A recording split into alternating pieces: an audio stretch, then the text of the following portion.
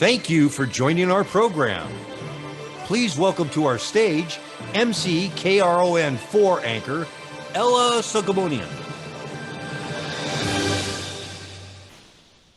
Well, good morning and welcome to today's ACE Aware Symposium. We're so pleased to have everyone join us today. My name is Ella Sogomonian. I'm an anchor with KRON4 News in San Francisco, and I'm so honored to be here today in introducing such an important topic, especially today during a pandemic and as our kids are getting ready to go back to school. Life was tough enough as it was 30 years ago, as kids were getting ready to go back to school. I know for myself, as an inner city kid, life was challenging at times with a single mom. So I hope that there, regardless of your family status and what is happening in your world today, that you take away something crucial from today's event with the pediatricians who are standing by, ready to help educate in both mental health as well as physical health perspectives. So as we prepare, as I mentioned, to return to in-person school and work events, each of us are playing an important role to ensure the mental and physical health of our children and community members.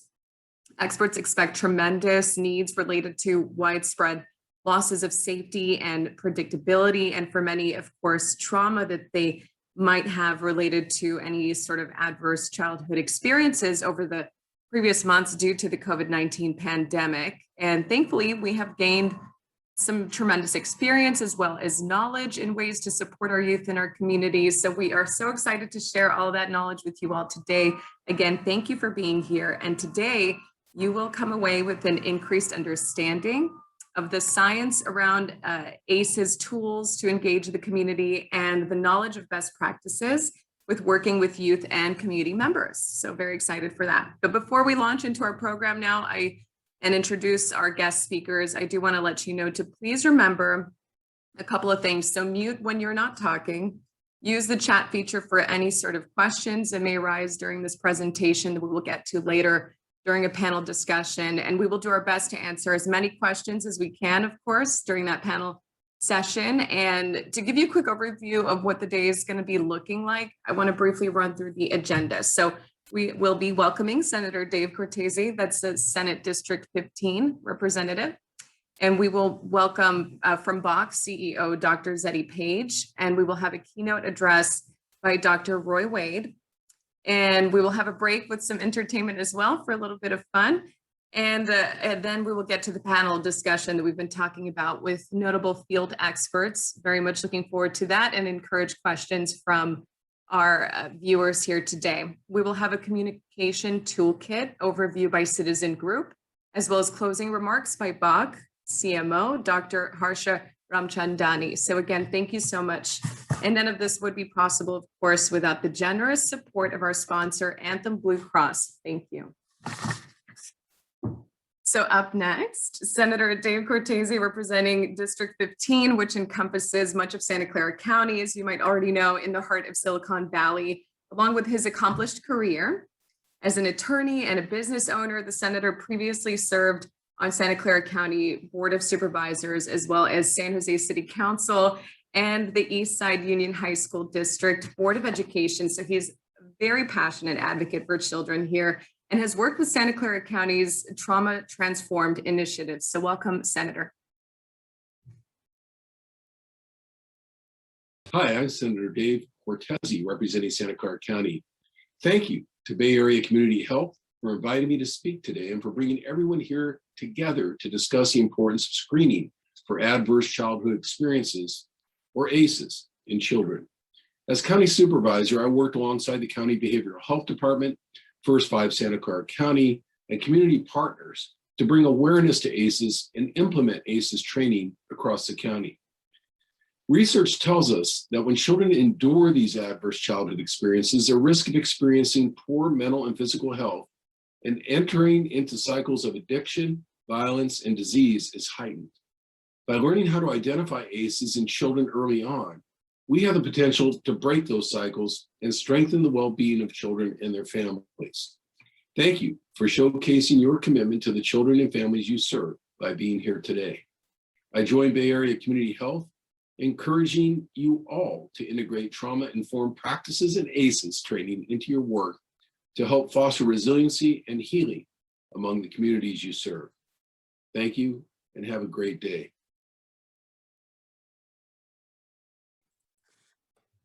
Well, thank you so much to the Senator for those words. And up next, I would like to introduce Dr. Zettie Page, Chief Executive Officer, joined by Bay Area Community Health, then called Tri-City Health Center back in January of 2013. He has worked with federally qualified health centers for over 25 years as a CEO, HRSA reviewer, grant reviewer, and NHSC clinician with a career focused on increasing access to healthcare while decreasing disparities.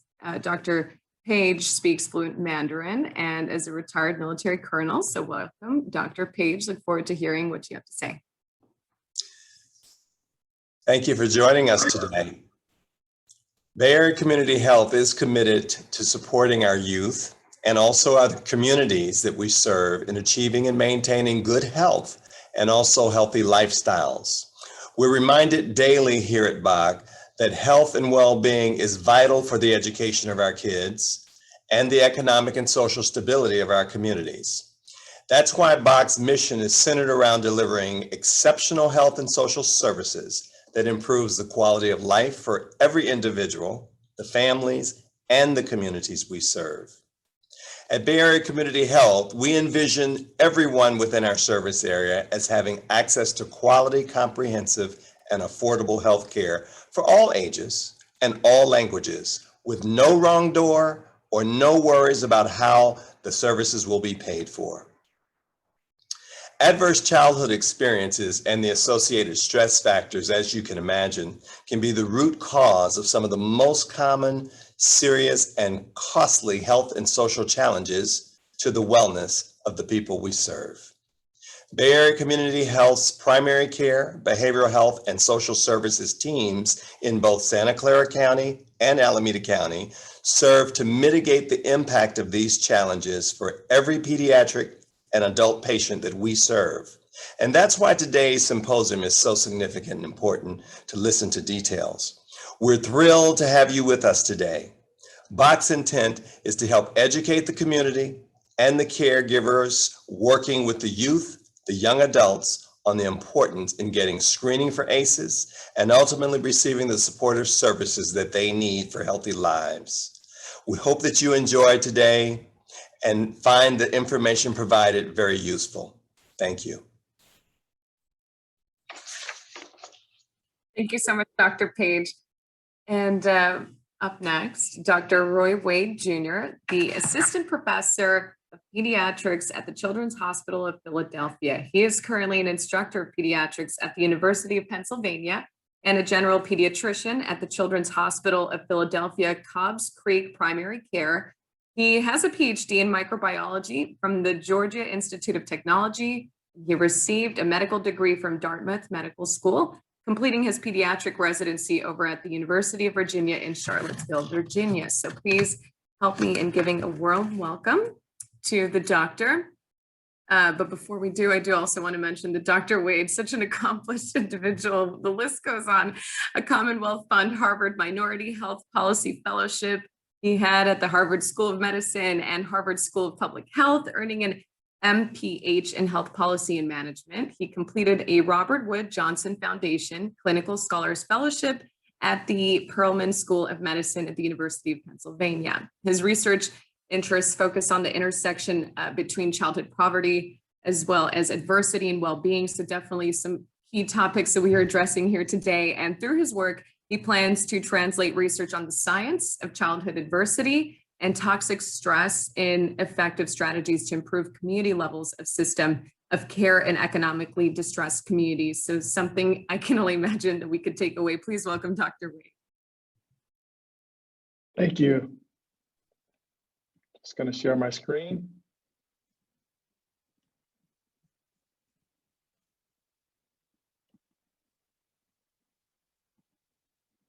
So I just want to start off by thanking BACH and your great CEO, Dr. Page, for inviting me out to talk with you today about adverse childhood experiences and share some of my information and knowledge in this field. It is great to be with you, even though I'm all the way across the country on the other coast here in Philadelphia. So the title of my talk is Childhood Stress and Urban Poverty, the Impact of Adverse Childhood Experiences on Health.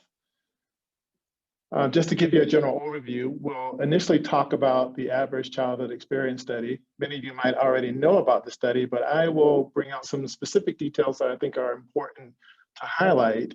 And then we'll quickly transition into a replication of the study that we did in Philadelphia, and I'll talk with you about why we replicated that study and some of the findings that came from the results of that study.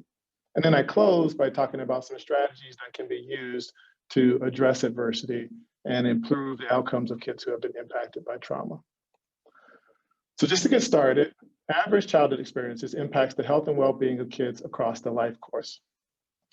If you're a mom who's been sexually or physically abused, your children are at increased risk for things like fetal death. Now take that same child, and if they experience some form of maltreatment, they're at an increased risk for things like developmental delay, behavioral problems, and even cognitive impairment.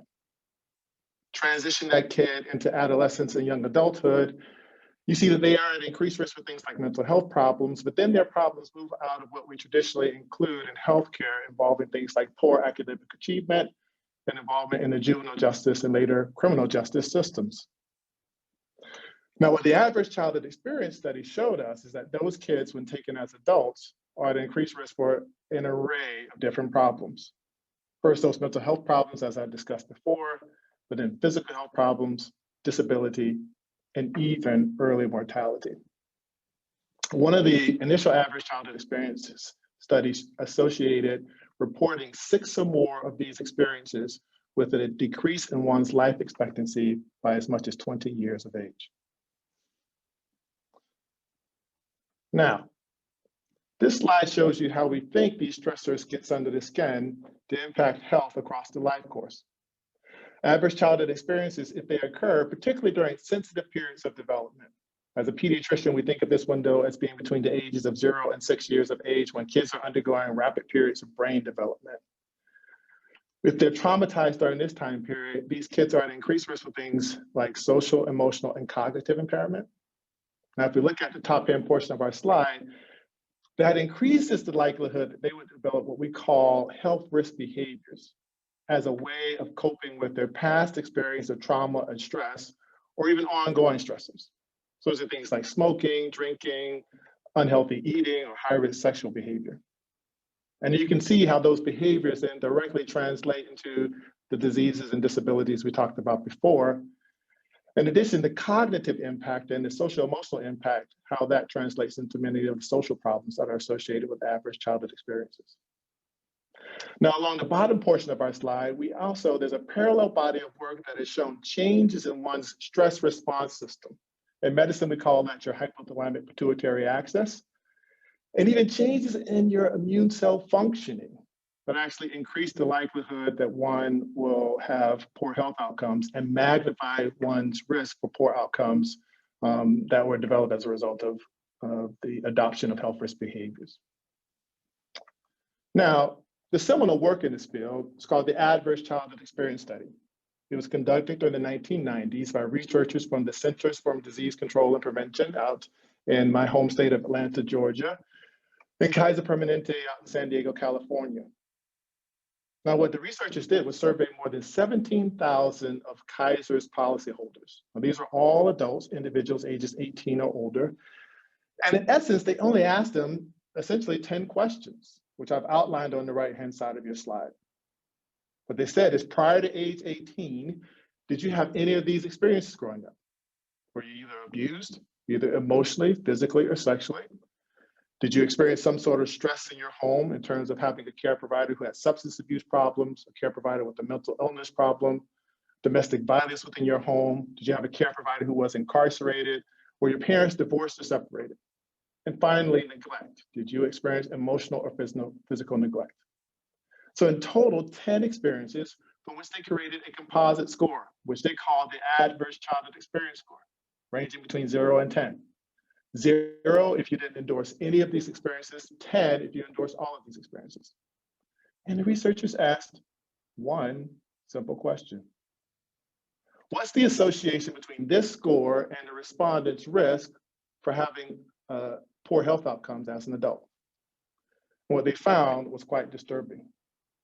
This is from one of the publications of that adverse childhood experience study, showing you the association between a respondent's adverse childhood experience score listed on the bottom of our slide, here ranging between 0 and 8, and the risk odds ratio for having cardiovascular disease, strokes, hypertension, or heart attacks. What I want you to see is that at every incremental increase in the respondent's adverse childhood experience score, you see an increase in their risk for having cardiovascular disease as an adult, with the highest risk among those individuals reporting exposure to 5, 6, 7, or 8 of these experiences. Those individuals having nearly a 4-fold increased risk for having these conditions. The researchers then went on to show the same association for an array of different health outcomes, starting with health risk behaviors, so things like smoking, drinking, drug use, and high-risk sexual behavior, including mental health conditions such as depression, anxiety, PTSD, hallucinations, and suicidality. And finally, physical health conditions, things like cardiovascular disease, diabetes, emphysema, cancer, obesity, autoimmune disorders, and the list goes on and on. The point that I want to highlight from this slide is that I placed in red some of the leading causes of death and disability across our country. Now, what this points to is that there's always a conversation about how can we bend the healthcare cost curve and improve outcomes for individuals in their 60s, 70s, and 80s. Well, what the adverse childhood experience study suggests is that if we really want to improve the health of that 60 or 70-year-old, we need to start by thinking about addressing the social conditions that they might experience as a child growing up. Now, there's a certain population that is at increased risk for poor outcomes. And these are individuals who I use the term have experienced significant childhood adversity growing up. They report exposure to 4 or more of these experiences. Those individuals have a 4 to 12-fold increased risk for many of the health risk behaviors that we talked about, and nearly a 2-fold increased risk for many of the adult diseases and conditions as well.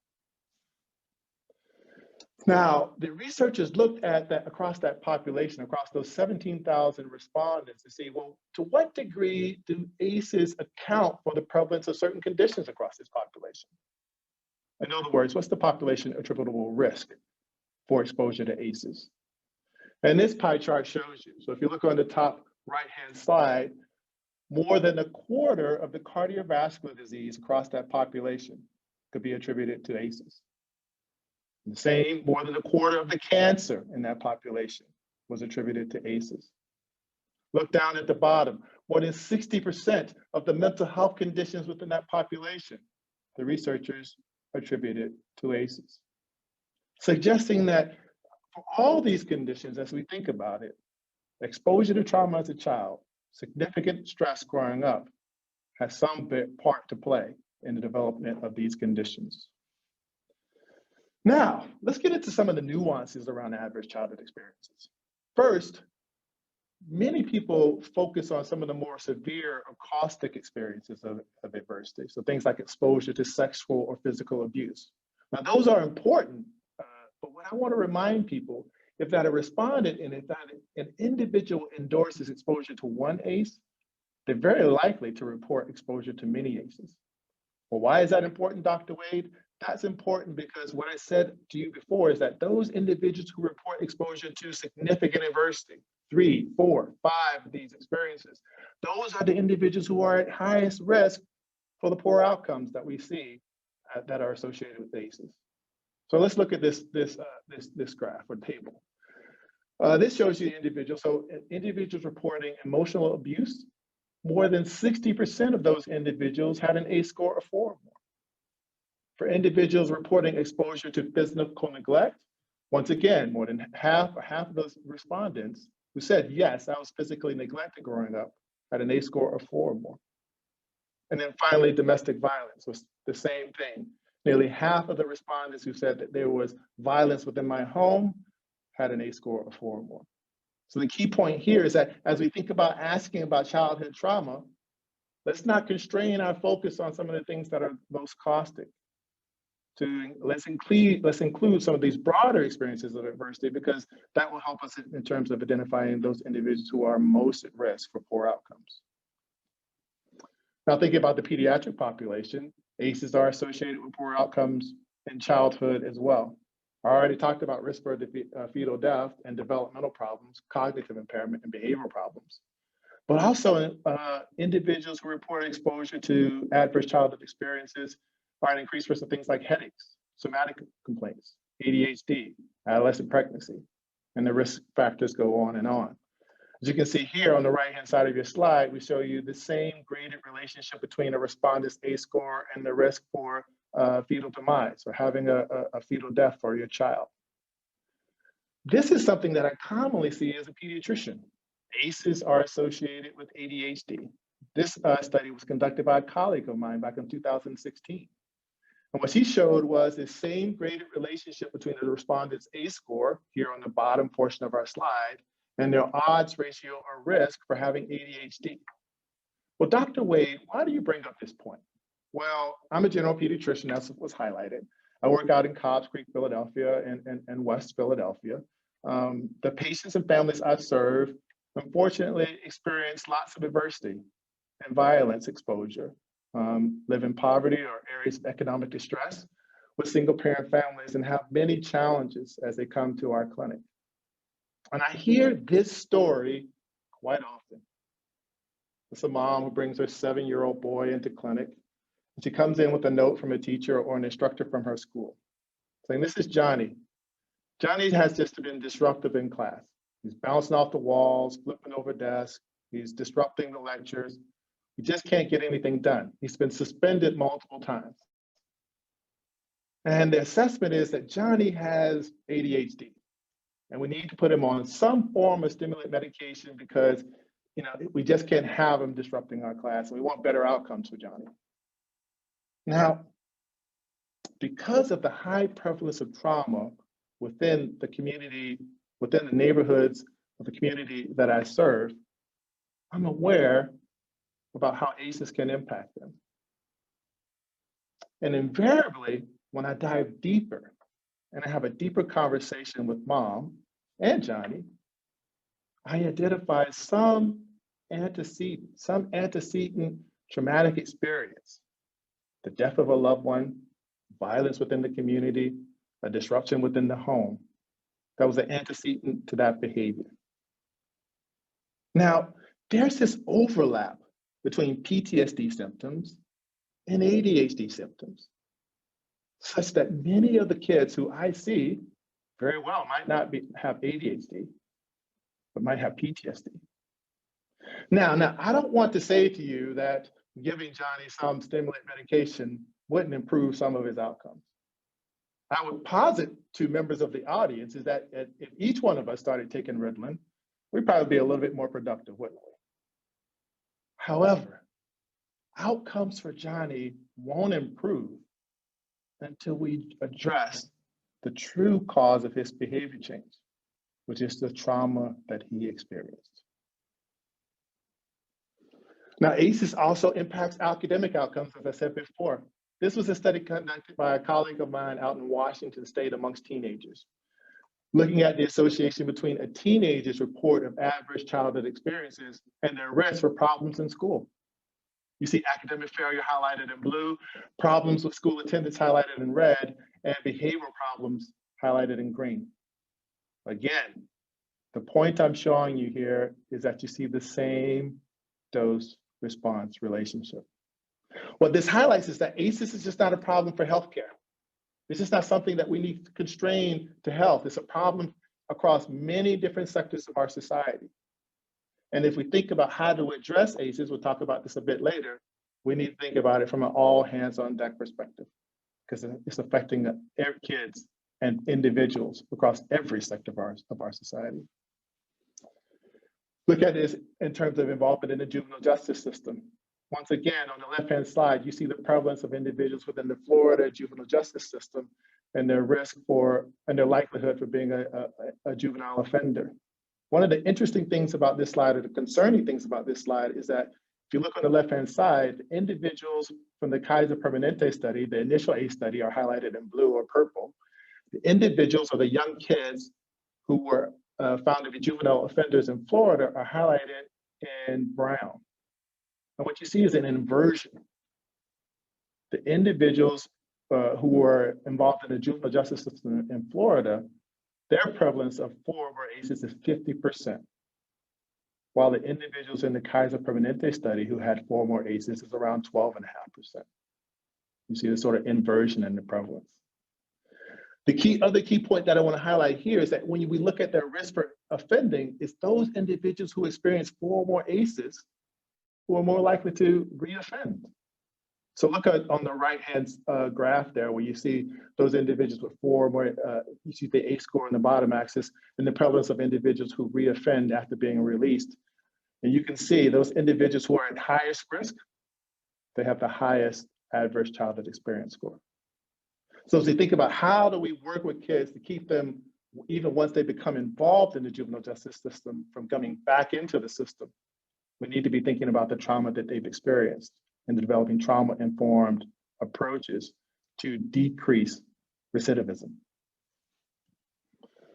As I talked about before, ACEs impacts outcomes across multiple sectors. And so this was a study done based on that initial adverse childhood experience study. Once again, the ACE scores on the bottom axis, and their risk for various social problems is on the left-hand axis. Job problems are highlighted in blue, work absenteeism is highlighted in red, and financial problems are highlighted in green. Again, Dr. Wade, you're showing us the same thing. You're a broken record, Dr. Wade. See the same dose-response relationship. So the Robert Johnson Foundation commissioned a study to see, well, what's the total cost for unaddressed adverse childhood experiences? I've highlighted the numerous problems that we talked about over on the left-hand side of your slide: job problems, work absenteeism, homelessness, exposure to violence, involvement in the criminal justice system, problems at school, even housing instability. They come at a total cost of $124 billion, $80 billion in lost productivity, $25 billion in healthcare expenditures, $5 billion in special education services, $4 billion in child welfare and juvenile justice. So it speaks to us, how can we better spend this money if we moved upstream to try to make sure kids live in circumstances that are less traumatic and less stressful for them?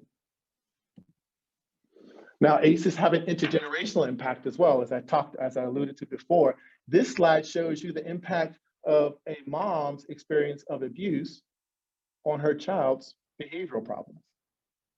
The bottom axis shows you the severity of her reported child abuse. How severe was her physical abuse? And on the left-hand side, you see her child's risk for having emotional problems. You see the same graded relationship that I talked about before. Now, these researchers looked to see, well, what are the factors that mediate this relationship? And they found many ACEs. One, poor parenting quality, so an increased likelihood of harsh, inconsistent, or permissive parenting, decreased attachment with the child, various socioeconomic factors such as poverty and low education, but also ACEs, maternal depression, substance abuse in the home, domestic violence, or even child maltreatment. But on a separate study, a colleague of mine looked to see, well, what are the factors that can actually break this cycle, where a mom who has been abused as a child can still have a healthy kid without behavioral problems? And she looked at various protective factors, including socioeconomic advantage, sibling warmth, high maternal warmth, a healthy relationship with her partner, and then high social support. And what they found was that the factor that was most likely to be protective in terms of helping a mom who had been abused to raise her kid and for her kid not to have emotional or behavioral or developmental problems was having social support, someone there to help support her as she became a parent herself. Now, let's transition really quickly and talk about an adaptation of the average childhood experience study that was done here in Philadelphia. Now, many of you are saying, well, why would you ever repeat such a study? The results are so shocking. Why would you think to do this over again? Well, this slide explains why. This is a demographic slide from the initial ACE study. Remember those 17,000 participants, and then from a recent census here in Philadelphia. The points I want to highlight here is that in Philadelphia, we are younger, we are more diverse, we are less likely to graduate from high school, less likely to go on to college, and as a result, I postulate more likely to live in poverty. Well, why is that important, Dr. Wade? Well, it's important because what we know is that those 10 experiences that were included in the Onda Filiti study, the initial CDC study, are found more commonly amongst economically distressed populations and even in communities of color. Now hold the phone, folks, before you guys go running away from this webinar saying, well, Dr. Wade said that Black and brown people are more likely to abuse their kids. I'm not saying that. What I'm saying is that there's something about the trajectory of the history of our country that has subjected Black and brown people to historical inequities, that it has increased the likelihood that huge populations or sectors of African Americans or Hispanics or Latinos are living in poverty. And what I'm telling you today is that poverty is an ACE, but poverty also creates the conditions that are ripe for ACEs to occur. It puts the stress on communities, it puts the stress on families, that makes it harder for you to be nurturing and supportive for your child. In addition to that, the other key point I want you to take from this is that there are many more stressors that kids who live in economic distress experience that were not included in the initial ACEs study. Didn't say anything about community violence. I didn't say anything about racial discrimination, peer victimization, or bullying. All individually have been shown to be associated with poor outcomes for kids, but none have been included into a composite study and looked at in terms of their impact on health across one's entire life course. And so that gave us the impetus for replicating the average childhood experience study. Now, I don't mean to suggest that I did this alone. This was a partnership across academic and nonprofit institutions across our city. And what we did was we followed up a survey called the Southeastern Pennsylvania Household Health Survey. It's conducted back in 2012. It's conducted every 2 years here in this region. It's a survey of more than 13,000 children and adults in the Southeastern Pennsylvania region. It asked about a broad array of health topics. So what we did was in 2013, we followed up the 2012 survey, recontacting just Philadelphia adults who had completed that survey to ask them the ACE questions. It was a telephone-based survey. We used landline and cell phones. We used gender and language concordant practices. And in total, we surveyed more than 1,700 Philadelphia adults, individuals ages 18 or older, with a response rate of 67%. What questions did we ask them? Well, we asked them the original ACE questions, and just to make things more complicated for everybody, we changed the name to conventional ACEs rather than using the original ACEs. Those are highlighted on the left-hand side of your slide. They include 9 of the original 10 ACEs. The one ACE that we did not include was divorce or separation, and that was based on some qualitative work that I had done, showing that we need to reconceptualize what that means for our population. And then based on some focus group work that I did, we identified 5 additional ACEs to include in our study, which we called expanded ACEs. The key point here that I want you guys to take home is that when I say conventional ACEs, when I say original ACEs, those are really largely ACEs that are constrained to the household. When I say expanded ACEs, largely what I'm talking about are ACEs that occur outside of the home. Things like violence within your community, living in an unsafe neighborhood, experiencing racism, living in foster care, or experiencing bullying. When we looked at the prevalence of just those conventional ACEs, those original ACEs, those family level ACEs, we found that they were actually more prevalent here in Philadelphia. So things like emotional or physical abuse, were nearly 1/3 of our respondents reported that growing up. Or things like substance abuse in the home. Now, we did find a lower prevalence of sexual abuse, but when we talked to some of our child abuse experts, they said that that largely reflects national trends and not something specific that we were doing in Philadelphia. In terms of the expanded ACEs, those neighborhood level events, those community level stressors, More than 40% of our respondents said, I saw someone being hit, beaten, kicked, shot, or stabbed growing up. More than a third of our respondents said, I felt discriminated against growing up. And more than a quarter said, I felt like I just lived in an unsafe neighborhood. Now, when we looked at the prevalence of those original ACEs in comparison to the Kaiser Permanente population, we wanted to understand, well, was there a difference? Well, this slide shows you the comparison between the Kaiser CDC study highlighted in blue and our Philadelphia study highlighted in red, looking solely at the ACE score. And what you can see is on the left-hand side, when you look at the respondents or prevalence of respondents who endorsed one or more of those original ACEs, those family level events, there wasn't much difference between Philadelphia and San Diego, California. Where you did see a difference was in significant adversity. Those individuals reporting exposure to more than 4 or more of these events, seen on the right-hand side of this slide. I told you before that in the Kaiser CDC study, 12% of the respondents reported 4 or more ACEs. Here in Philadelphia, 20% of our respondents reported 4 or more ACEs. And why is that important, Dr. Wade? Well, if we did a good job in terms of our survey, this is why it's important. There's about 1.5 million people living in Philadelphia today. What I'm saying to you, if we did our job right, about 300,000 of them have an ACE score of 4 or more.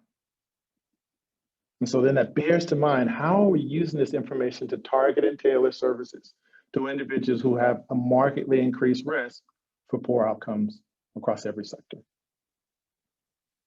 Now, many people say, well, Dr. Wade, it's really just about poverty, right? So the same people who endorse those family level events are the same people who are going to endorse those community level events.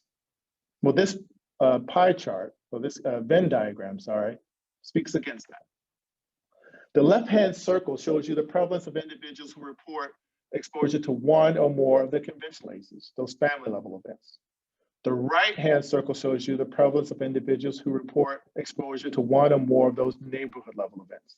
You see the congruence in the middle, right? And 50% of the respondents said, yes, I had trouble in my home and I had trouble in the community. Look at the right side. 14% of respondents said, things were actually okay in my home. It's in my neighborhood where things were struggling. Why is that important?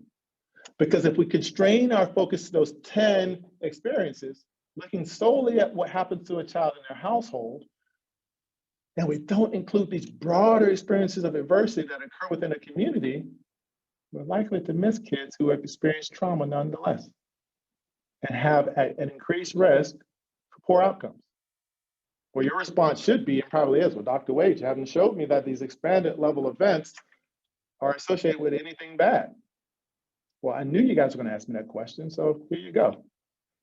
This slide shows you the association between our ACE score in the Philadelphia study and our respondents' risk for smoking problems.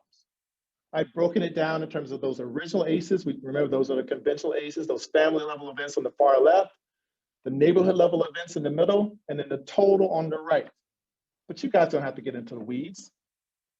Look at the pattern. Same pattern again, the dose-response relationship.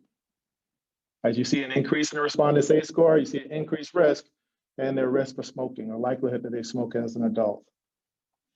The same thing for mental health conditions, broken down in the same fashion. Left, conventional, middle, expanded, total on the right, and risk for mental health conditions.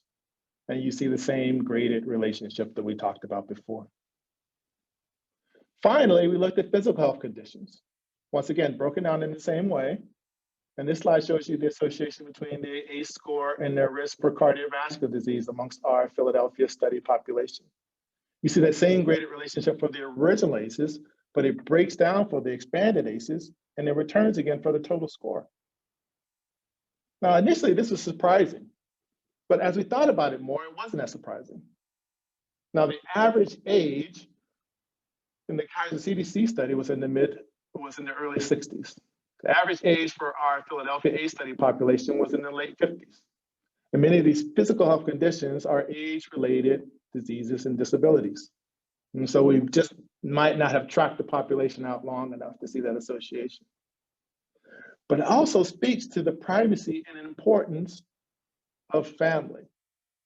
What did I tell you guys when I showed you that initial cartoon that showed you how ACEs gets under the skin? ACEs are most impactful for kids between the ages of 0 and 6 years of age when they're undergoing periods of rapid brain development. Kids during that time period are most susceptible to these experiences. Well, what are they experiencing during that time period? Not mostly things in their community. Mostly what they're being exposed to are things within their home. And thus, that might be why we see this stronger association for those family level events. But I don't want to dismiss the importance of the expanded ACEs. One, we know that they're strongly associated with those mental health conditions and health risk behaviors. But also, just like kids don't live in a bubble, parents don't parent in a bubble. And parents may be exposed to those violent conditions or discrimination and racism, and that may impact their ability to be supporting and nurturing for their kids and limit their kids' exposure to toxic stress. So this graphic shows you that. Now I know that toxic stress is something that's within a person, right? But I externalize it here just to show you that point. And we know that there's a direct effect of these family level events on a child's experience of toxic stress, but that these neighborhood level ACEs, racial discrimination, may impact a parent in such a way that they can't be as nurturing and supportive for their kids. Well, there's a study to support that. Again, out of my home state of Atlanta, of Georgia. This study looked at African-American women.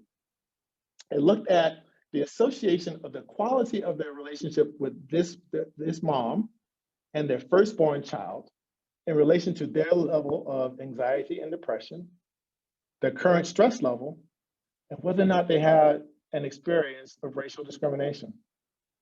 Now, this study found 3 groups of women. First group said, no, I haven't experienced much racial discrimination. Life's pretty good, mostly. I'm not stressed in terms of life events or money or my job. And as a result, they found that they had good levels or low levels of anxiety and depression, and they had a strong relationship with their firstborn child. Second group, still, I haven't experienced much discrimination, but, things are sort of stressful. I lost my job. There had a death in the family. I'm having trouble with money. As you might imagine, these moms had higher levels of anxiety and depression, and the quality of their relationship with that firstborn child was lower. Third group, yes, I've had discrimination in my life. And at the same level of stress in terms of life events, job problems, money problems, they had twice the level of anxiety and depression. And the quality of their relationship with their firstborn child was twice as much in terms of diminished. Now, certain populations, as I alluded to before, are at increased risk for experiencing significant adversity. If you're a male, males are more likely to report 4 more ACEs than females. Blacks are more likely to report 4 more ACEs than whites.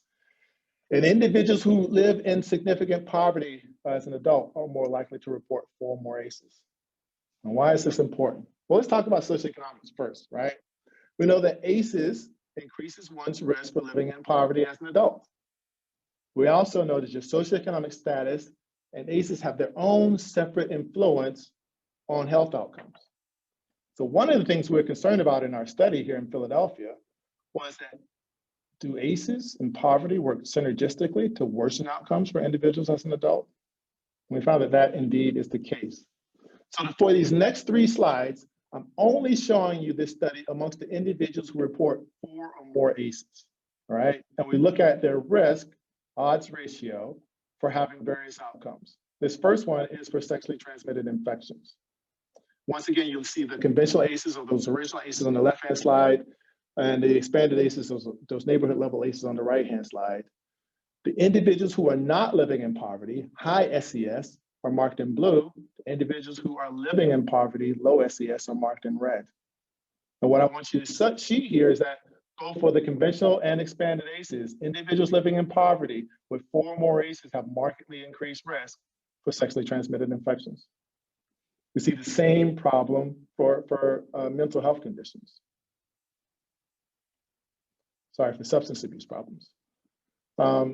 Once again, conventional ACEs on the left, expanded on the right, high SES, not living in poverty in blue, living in poverty in red, and we're looking at the risk for substance abuse problems as an adult.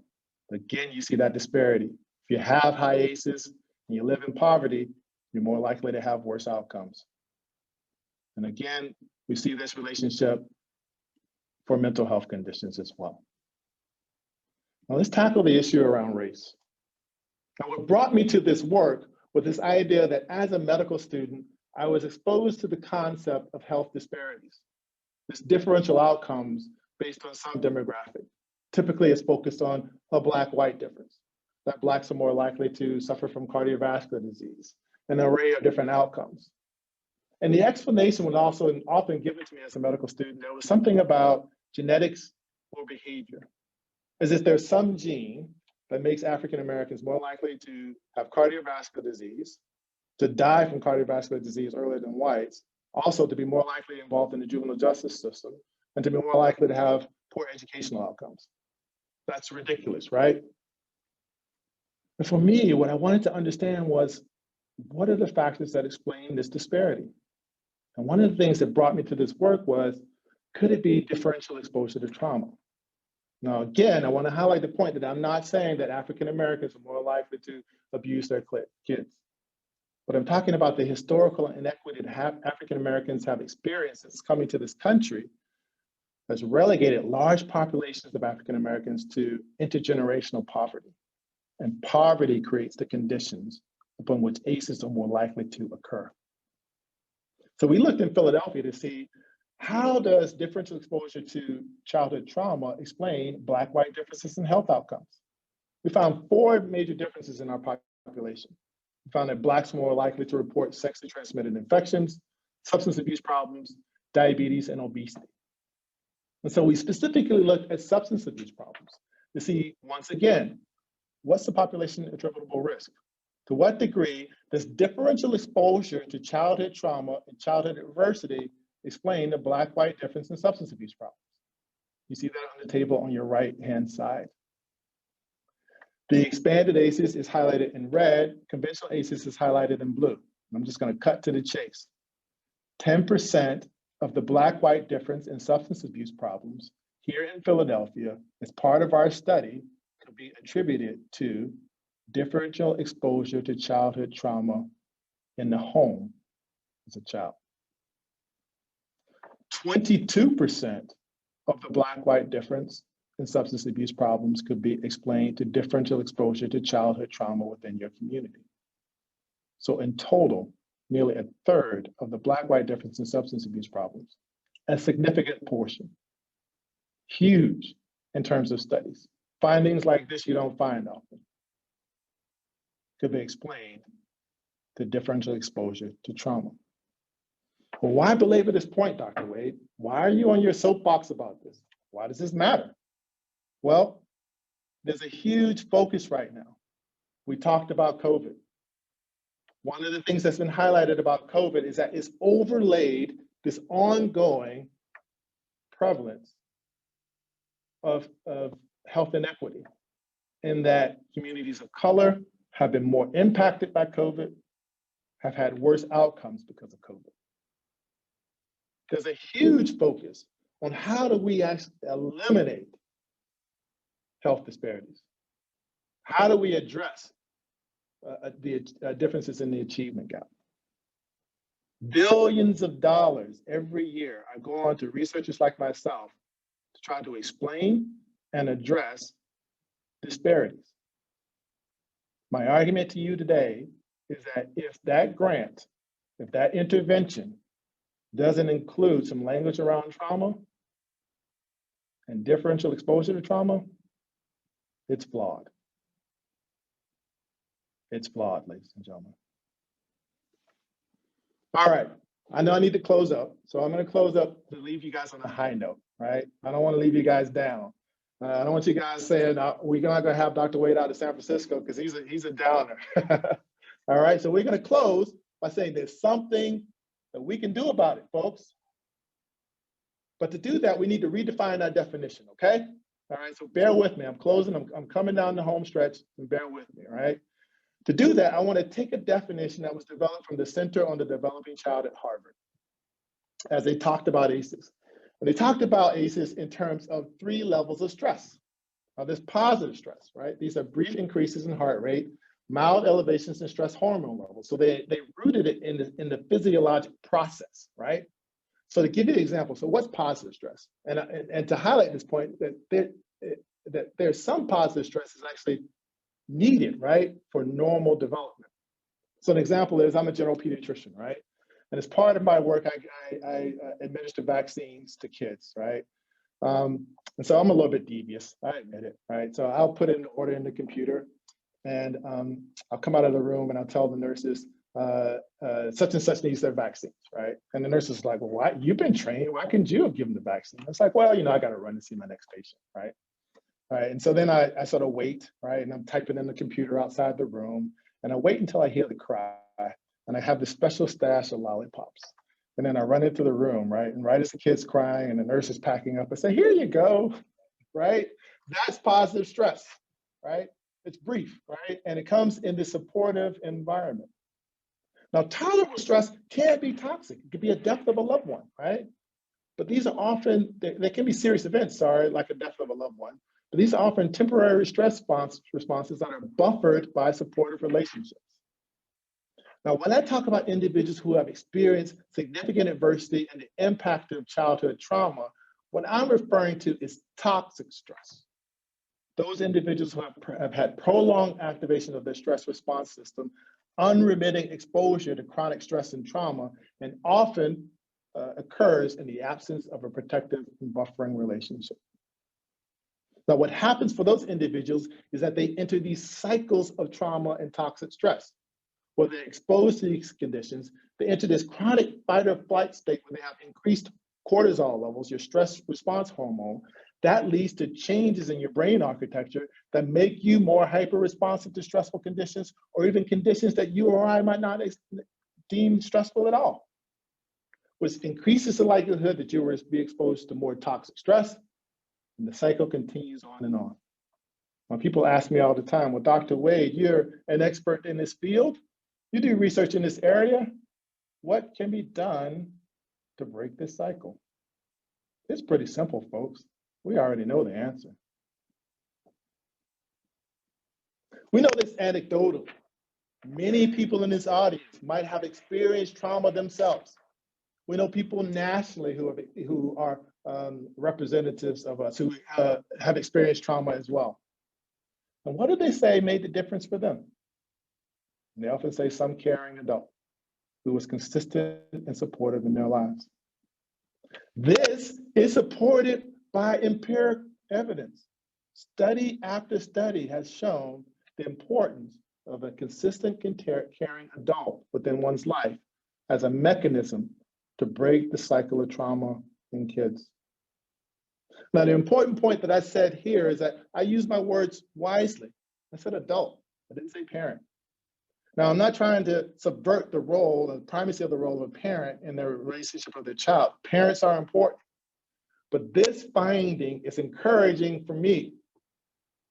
It means that any adult who wants to be consistent and caring in the lives of a child can help mitigate the impact of trauma on that child. It means a teacher, a coach, physician, clergy, an officer, any adult. You don't have to be trauma trained, just have to love and help break the cycle of trauma on that kid. Now, there are some evidence-based strategies as well as we think about programs to address toxic stress. Emerging programs include things like parenting programs. So home visiting services have actually become the staple of care. Individuals in Washington State have targeted home visiting services to high ACE counties to help to address the impact of trauma on kids.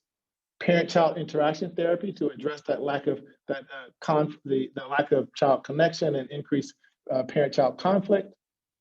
Trauma-focused cognitive behavioral therapy has actually become standard of care for teenagers who have anxiety, PTSD that's related to trauma. Mindfulness is part of core work in terms of helping kids stay in the present, stay in the now, to help them to regulate their emotions. And then there's been an immense body of work focused on, can we actually improve the cognition of individuals who have been impacted by trauma? And most of that has shown no effect. But what does show effect is improving the executive functioning skills of individuals who've been impacted by trauma. Can I take a teenager or young adult who's in college or high school and teach them to show up on time for class, sit in the front, raise their hand when they have questions, engage with their peer groups in terms of study sessions, go to office hours? That alone has actually shown tremendous benefit in improving outcomes for kids who have been impacted by trauma. Now, I think I've overdone my time, so I'm going to summarize really quickly.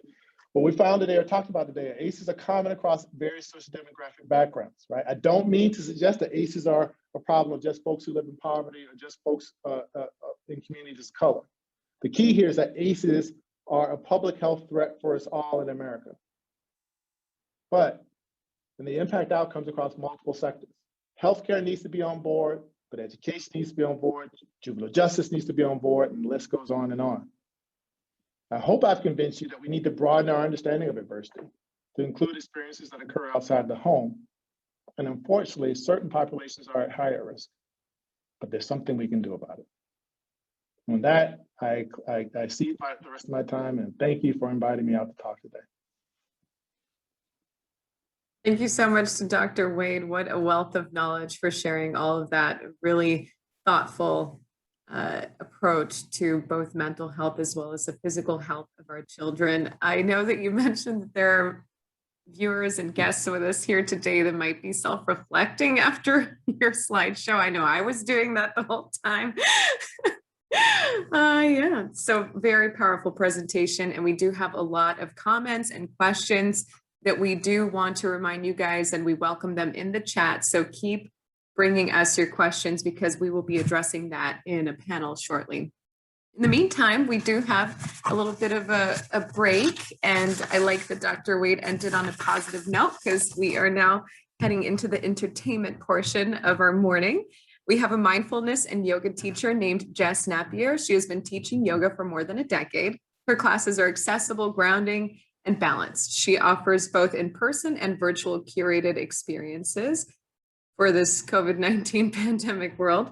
And she believes that mind matters most and that there is no right or wrong way to do the poses. If you've ever tried yoga, just as long as you feel good. So let's welcome Jess.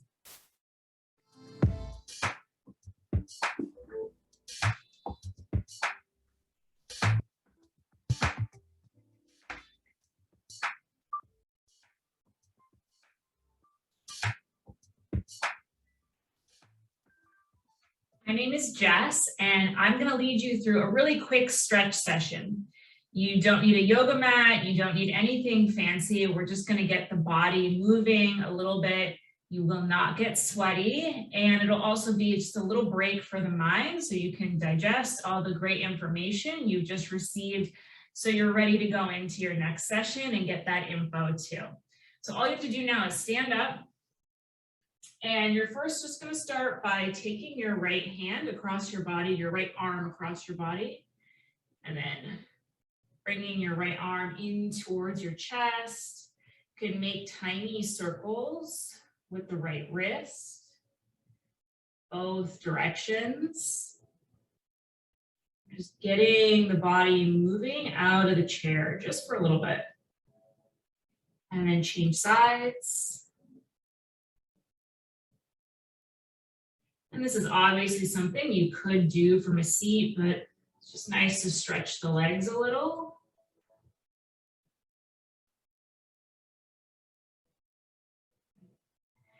And then you're going to reach your hands up towards the ceiling. You're going to catch your left wrist and you're going to stretch over to the right. So you should feel a nice stretch all down the left side of your body.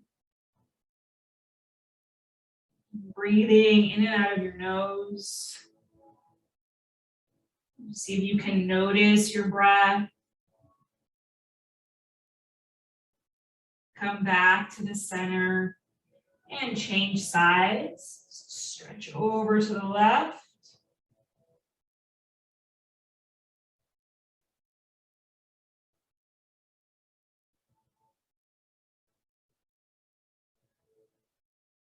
Come back to the center, look up. And then as you exhale, you're gonna bow forward. And you're gonna bring your hands to either your calves, or if you're really flexible in your hamstrings, you can take your hands to the ground. It doesn't matter as long as you're getting a stretch in the backs of your legs. And then you'll relax your neck. Folding forward, stretching the hamstrings. Give your head a shake up and down. And left and right.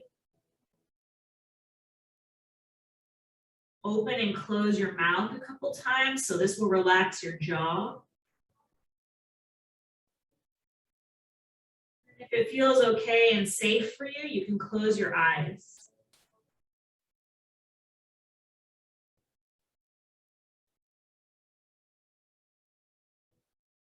From here, you're going to take your hands to your shins, and you're going to slide into a halfway lift. So you're going to pull your collarbones forward. You're looking forward. Your back is flat. You're engaging your upper back. So your shoulders roll together behind you. You'll take a big breath in. Exhale, fold forward again. Catch your calves. Inhale, stand all the way up. Reach up. And then again, exhale, catch the left wrist, stretch to the right. You hold it here for a breath in and a breath out. Come back to the center and change sides. Hold it here, full breath in, full breath out. Inhale, come back to center, look up. Exhale, forward fold. Take your hands to your calves. So we're just repeating now. Inhale, halfway lift. Your hands go to your shins. Exhale, forward fold. Again to your calves. You round the spine. Inhale, stand all the way up. Reach up. Catch your left wrist. Stretch to the right. Hold here, one breath in, one breath out. Back to center. Change sides, over to the left. Full inhale, full exhale. Come back to the center, look up. Again, exhale, fold forward. Inhale, halfway lift, your spine is long. Exhale, forward fold. Stand all the way up, reach up. And then again, bring your hands back down to your sides. You can take a seat again in your chair or wherever you are and enjoy your next session. And I will see you all in a little bit again. Bye.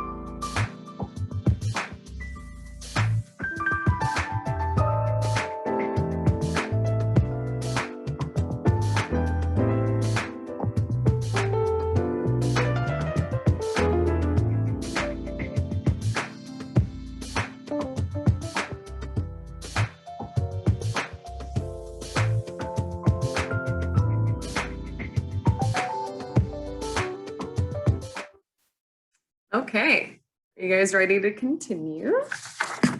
We are. Thank you for sticking with us. A lot of information to come as well. We have that panel coming up, which I'm so excited for, because then we get to hear all of your questions.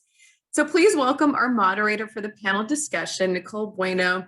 She has been with Bay Area Community Health for 6 years as the interim senior behavioral health and social services director. She has been in the behavioral health and social services field for 24 years. Perfect moderator. Well, she's received her master's degree in social welfare from UC Berkeley. Nicole's career has focused on service delivery to the underserved community members here across the Bay Area, where her experience includes working as a forensic social worker with the Santa Clara County District Attorney's Office for 10 years in the Juvenile Dependency Unit, where she worked with abused and neglected children. Nicole also serves as a commissioner on the Health Advisory Commission for Santa Clara County and attends Governor Newsom's Behavioral Health Task Force meetings. Serving on our panel today as well are Dr. Moira O'Neill. Moira serves as Vice President of Research Interpretation at the Frameworks Institute, which is a nonprofit research organization that helps mission-driven organizations build public will for progressive change. In this role, she leads Frameworks' effort to interpret and share communication science with the nonprofit sector so that it can more effectively drive social change. Moira manages a team of communications professionals and social scientists who help fields of practice frame social issues in ways that have proven power to deepen understanding and inspire action. As well, joining us on this panel this morning is Dr. Sheshashree. She'll have to correct me. Dr. Seshadri. And so she's a pediatrician with a specialty in pediatrics. She's completed her pediatric residency at Driscoll Children's Hospital in Corpus Christi, Texas. And the doctor has worked with Bay Area Community Health for the past 5 years and is currently serving as clinical director at Monterey Clinic. She has special interest in adverse childhood experiences and has helped to roll out ACE's screening for pediatric patients at Bay Area Community Health Group. She has been a speaker, panelist for ACE's Santa Clara Resilient Beginnings Network project, and she is also fluent in English and Hindi Kannada and speaks medical Spanish. And she also looks forward to sharing her knowledge with us today regarding ACE and its impact on youth, young adults, and how this community health group can work to support other organizations who are doing trauma-informed care. We will also have Dr. Wade come back as well afterward. In the meantime, we will have that panel discussion. Take it away. Thank you, Ella. Welcome, everyone. In the next 45 minutes, our esteemed panel will talk about numerous important topics, including why public awareness is important in addressing ACEs, how we as a community can build resiliency, and other important topics that they will address for you. Please enter any questions that you have in the chat, and we will make an effort to get to your questions in the last 15 minutes of this segment. We also would like to let everyone know that all attendees will receive the toolkit and the slides after the this symposium. So with that, let's jump in. So for our panel, Dr. Wade, of the 10 ACEs, are some considered more traumatic and therefore more harmful than others, such as comparing the experience of parental separation and abuse? And two-pronged question is, are they treated equally in the research? So to answer the first part of that question, I think that, so thank you so much for that question. So I think there's several studies showing the negative impact of things like sexual abuse and physical abuse, and how harmful domestic violence within the home can be for kids. And so I don't want to downplay that. But I've actually explored ACEs data significantly, looking at that to see if there's some way you can make the ACE score more predictive by weighting, doing complex statistical approaches to weight things like sexual abuse and physical abuse. And largely, I used huge data sets that were nationally representative and found that actually that's not the case. And that really it's about exposure to unremitting trauma, right? And so that almost within every sector of your life, you just experience stress. And it's really about those individuals who report 4 or more exposures to these events, as opposed to one sentinel event. That being said, as I said before, I don't want to underplay how caustic those experiences can be, and clearly, survivors of sexual abuse and some of the studies that we've seen has shown the increased likelihood or risk for poor outcomes. But what it speaks to is this really need to our focus on one event can lead us down a rabbit hole that causes us to ignore kids who have experienced trauma, in many other sectors. And then to answer the second question about divorce and separation, one of the interesting things that we did, and unfortunately I didn't get a chance to present this work, but when I first came here to Philadelphia, I was a fellow and I was exploring doing research in this realm around adverse childhood experiences, with the specific focus in mind of broadening our understanding of what adversity means beyond those 10 experiences. And so I conducted focus groups across the city with young adults, so not kids, individuals between the ages of 18 and 26, who had grown up in economically distressed areas in the city of Philadelphia. In total, I held about 17 focus groups with 2 additional content or sort of reviewing focus groups with about 119 individuals. And one of the things that they cited in their focus groups, the goal was for them to tell me what their adverse childhood experiences were. And instead of saying divorce or separation to a person, each one said single parent homes. They didn't say divorce or separation. That was the exact language that they used. And when I put that back on them to ask them, so why aren't you saying divorce or separation? What they said was that, well, that's not their experience. Is that part of their experience of their family not being together was that they never got married. And the more accurate concept was around single parent homes. Now, that answers your question in this way. Something like divorce or separation is contextual. And really what we're trying to capture when we think about divorce or separation is this disruption of the family that the kids experience in some form or fashion. Such that divorce or separation is actually not always a negative experience. There have been studies to show that kids who live in houses with domestic violence or who are being abused, when divorce happens and they're separated from the perpetrator of that abuse, that their outcomes actually improve. And so, the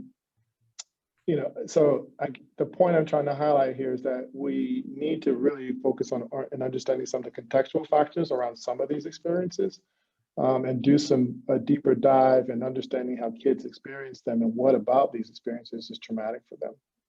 Because clearly divorce or separation is one of those nuances where, depending upon the condition and the way kids sort of experience and understand these experiences, it's toxic for them or not. I hope I answered your question. Yes, thank you very much. Next question, Dr. Seshadri. Is there a best time to address ACEs during the life course? Such a great question, Nicole. Today, this visit is the answer, according to me. When do we screen them?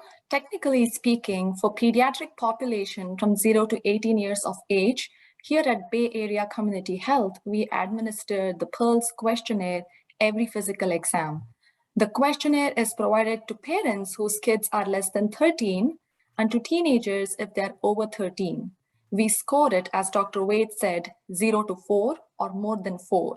For adults, we do it once in a lifetime, but anytime a child or parent discusses certain ACEs or have anxiety, depression, social issues, emotional or behavioral concerns, we administer the ACEs questionnaire. Thank you. Dr. O'Neill, why is raising public awareness an important part of any strategy to prevent and address ACEs? That's a really great question. At first, I just want to thank BACH for inviting me to be on this panel. And I want to thank everybody who's joined this symposium. I am a third generation San Franciscan. I don't have the pleasure of living there anymore, but it is a part of the world that I care deeply about. So thank everyone out there for the work that you all do. So I've spent the last about 15 years of my life first partnering with the Harvard Center on the Developing Child to do research to translate the science of early brain development and with a really specific focus on early adversity, so that people can go out in the world and talk about ACEs, and importantly, the importance of preventing ACEs with anyone, with everyone. And I think that's so important because a lot of the things, if we really think about prevention, if we're really thinking about the social determinants of toxic stress, the kinds of societal changes that we need to do that effectively are pretty big and are going to take a movement. So ending childhood poverty, dismantling systemic racism, making sure that every family has access to safe, affordable housing, and on and on and on. That's going to take a lot of people understanding what is happening and understanding what we need society to address it. So the more that we can talk to as many people as possible about the impact of ACEs, I think we're in a better place to make the kinds of changes that we need to make. And importantly, celebrate our victories. I mean, because of the work that everybody on this panel, everybody on this symposium has done, we've seen one of the biggest policy shifts to end childhood poverty with the child tax credit, at least in my lifetime. So that kind of systemic change is possible, and it's possible because of the work that you all do, talking to members of the public, talking to policymakers about how we prevent ACEs. Thank you. Dr. Wade, can a patient recover from the effects of ACEs? Most certainly. I wouldn't be doing this work if I couldn't. I think, the concept that's often brought up is this concept around resilience, and kids are resilient to some form of stressful or traumatic experience. When we think about resilience, we think about it as a restoration of homeostasis or maintenance of homeostasis in the face of significant adversity. The challenge with resilience is oftentimes it's conceptualized by an outcome, right? So it's looked at whether or not kids have psychopathology when they've experienced child maltreatment. And resilience is really a process, right? It's about kids and the way they conceptualize these experiences. And what we know is that adults are really helpful in that process, right? So if you have a consistent and caring adult in your life, one of the things that they're helping you do is to look at that experience and understand, that it's not something that's inherent to you, and help you to create strategies, to build in strategies that are protective and supportive for you and nurturing you through it. So yes, kids can recover from these experiences. But the point I want to highlight is that study after study shows that what helps kids be resilient, what helps kids build on their innate resilience, are adults, right? Are adults who want to be consistent and caring. And that goes a long way. And one of the key points, because I've reviewed these studies over and over again, is that the research never cites any specific training that the adults receive. So like if you're a YMCA coach or a teacher, yes, I think trauma training is important. Yes, mental health training is important. Or having some sort of support and knowledge in those areas is key. But I think the biggest key is just wanting to love kids and to be nurturing and supportive for kids. Thank you. Dr. Seshadri, how can we effectively engage parents around ACEs? This is very important because as providers and clinicians, after we screen for ACEs, let's say there is a traumatic experience, what do we do? Where do we go from there? First step is explaining to parents that positive ACEs can have negative effect on health and chronic disease and mental health issues in teen years. This affects their social needs and mental health needs, and early intervention is critical to support parents. The adverse effects have already been explained by Dr. Wade, So we could start with providing a list of resources to parents and patients about housing, food banks, mental health services, referrals to the therapies through the county. Santa Clara County, for example, provides behavioral health services like how Senator Cortese said in his speech. What is even more impactful is to follow up and make sure that parents made it to these places and received the help. Did they make it to WIC? Did they get a breast pump? We have other wonderful organizations such as Parents Helping Parents, providing parenting classes. If certain parents are unable to make appointments or have language barriers, then we can help them make appointments or provide transportation. Parents should also be made aware about IEP or accommodations in school for their kids. Families where father and mother are separated, sometimes we would have been seeing these patients for 4 to 6 months. We ask all the questions about social history, and we assume sometimes that we know them well. When asked to fill out the ACEs screening form, teens speak about their parents being deported or immigration issues and request counseling to process grief. Prior to this, they would just mention parents are separated, but sometimes we don't dwell much on the reason due to time constraints, and we move on to next questions.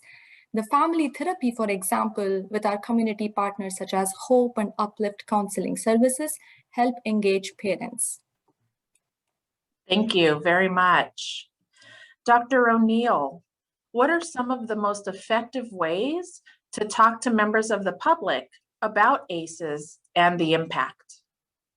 Yeah, but another great question. So I want to say something about what I mean when I say effective, and what the outcomes we look for when we're saying this is an effective communication strategies. First, that it builds understanding of the thing you're trying to explain. And it increases support for the kinds of systemic and policy changes that are needed.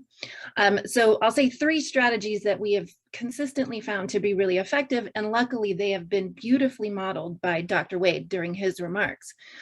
So the first is to invite people into the science, actually explain to people, walk them through the process by which the experience of adversity actually can get under people's skins. That perks up the ears of policymakers, and you're building people's understanding of how toxic stress works. The second thing that I think is really important is to make sure that when you are talking to people, no matter who they are, what they've experienced, have they experienced ACEs, have they not, that you are very clear that this is an issue that impacts us all, that matters to us all, no matter where we come from. So really simple strategies that I've seen be really quite impactful is, you'll often hear X amount of individuals have experienced 4 or more ACEs in this community. You can say X amount of us have experienced ACEs, right? This is our community. These are people in our community. And we really need to be paying attention, addressing, and preventing ACEs. This matters to us all, no matter our experiences. And finally, I think it is really important when we are out in the world talking about ACEs is that we do everything we can to not inadvertently blame, shame, or stigmatize parents. And I think that's really important because, first of all, that can often lead to people's support for more punitive approaches to addressing ACEs, and we know that's not effective. And speaking as a parent myself, we do enough to beat ourselves up about what we are and what we're not doing, and it's not helpful if we are stigmatizing parents. Parents need supports, and so I think really making sure that there's no space in our communications for people to stigmatize parents is the final strategy that I think is really important. Great information. Thank you so much. Dr. Seshadri, as a community, if we were to do one thing to address ACEs and build community resiliency, what would that be? Although so much work is being done and still needs to be done by all of us in ACEs, one thing personally for me is to see closing of referral loops. We have received a grant called Resilient Beginnings Network, RBN, and we are working with CCI. One of the goals is after we send out a referral to, let's say, First Five or Kidango, to get information back from them to say, who the therapist is, how many sessions, etc. And we have been discussing this in ACE's Santa Clara Committee meetings led by Dr. Suzanne Frank, and it has been very helpful. A shout out to our community partners, First Five, Kidango, Uplift, and Hope Counseling Services, who are now helping with closing these referral loops. Great, thank you very much. I want to take a moment and address a couple of the questions that came in through the chat during the presentation. And Dr. Wade, this question is for you. How do you suggest that we engage health professionals to screen for ACEs in their work? So that's a question that I commonly receive. I first suggest that we change our language. And I take this from a mentor of mine. So this is not Dr. Wade's words. This is one of my mentors here at CHOP, Dr. Joel Fine. He moves from the concept or the topic of ACE screening to ACE awareness. Because one of the challenges with providers is when you say screen, right, we are, particularly as general pediatricians, we're tasked with screening for an array of different things. Food insecurity, which I think is an ACE, maternal depression, which is definitely an ACE, but also sort of broader things, development, behavior, the list goes on and on. So, and then the concept or the key is that, like, when you tell a pediatrician screen, their immediate response is, well, what am I going to do once I identify a positive, right? And what I want to move pediatricians to realizing is that you are the therapy. You are the intervention, all right? You have a family who has taken the time to come to your practice to sit and have you do a well visit fairly routinely. And you have this opportunity, which we often do in terms of developing a strong bond with the family, such that you are a trusting part of them raising their child. They come to you to ask you about intimate questions about their family and ways they can restructure things, all with the mindset of how can I create the best opportunities and outcomes for my kids. And so the importance of ACEs awareness is that when you ask about ACEs, when you have conversations with families about ACEs, right, it makes you understand their life experience. So if they show up late for clinic, or if someone says something to them and they fly off the handle and you're like, well, why did they fly off the handle of that? Well, one, it gives you a better sense, right? It's not about you. It's probably about the things that they've experienced. Two, it helps you to create a condition in the office in that visit, right, where you can help them work through these experiences, not as a trauma therapist, right, but as an individual to say, I'm sorry, these things happened to you. We know that these things can be associated with poor outcomes, and you can list some of the outcomes. We know that it can be difficult to parent your child when you have had these experiences. There's certain things that kids can do that can actually trigger your own experience of PTSD and trauma, make it such that you are less likely to be nurturing and supportive. And then we have interventions, right, that can help you in terms of supporting you and being a stronger parent, being more nurturing and supportive for your kid. Or if your kid has experienced these trauma, we have interventions that can actually help them to be resilient in the face of these experiences. Also, it helps us to redesign our practice. One of the ways that I use ACEs is that each day when I look across the list of patients who I'm going to see, I get to know the families pretty well. I can calculate an ACE score for a lot of my families, right? And I know that family that has a parent who has an ACE score of 4 or 5, well, that's not going to be a 15 or 20-minute visit, which is what I'm usually allotted for that family. That's going to be a 40, maybe an hour visit. That's going to be a visit where I might need the social worker to come in. And so that gives me the opportunity to tap a colleague on the shoulder and say, listen, such and such family's coming in. Would you mind taking my 3:30 so I can have a little bit more time to talk with them? And also to give the social worker a heads up to know that I'm going to actually be reaching out to them and talking to them. And so, I think that the initial key is to move away from this idea of screening and to move to an idea of awareness, right? That we don't have to screen and then necessarily intervene. Not every family who's been ACE impacted necessarily needs a behavioral health referral, but they do need a discussion from us and an acknowledgement of their life experiences and the challenges that the families have had. I hope that answered the question. Thank you. And this is a question for all of you. As we've seen, COVID-19 has exacerbated ACEs in many people, including our patients in community health centers, with social isolation, job loss, school closures, to name a few. Is COVID an ACE impacting families? Can I Did steal you this? want me to go first? Sure, thank you. Okay. COVID, I feel, is a community trauma. It is not listed as core ACEs. Although COVID is not listed on the PEARLS questionnaire, it has exacerbated the ACEs and the vulnerable patient population that we see. An important one that I saw in the past year was food insecurity and housing problems like rental issues.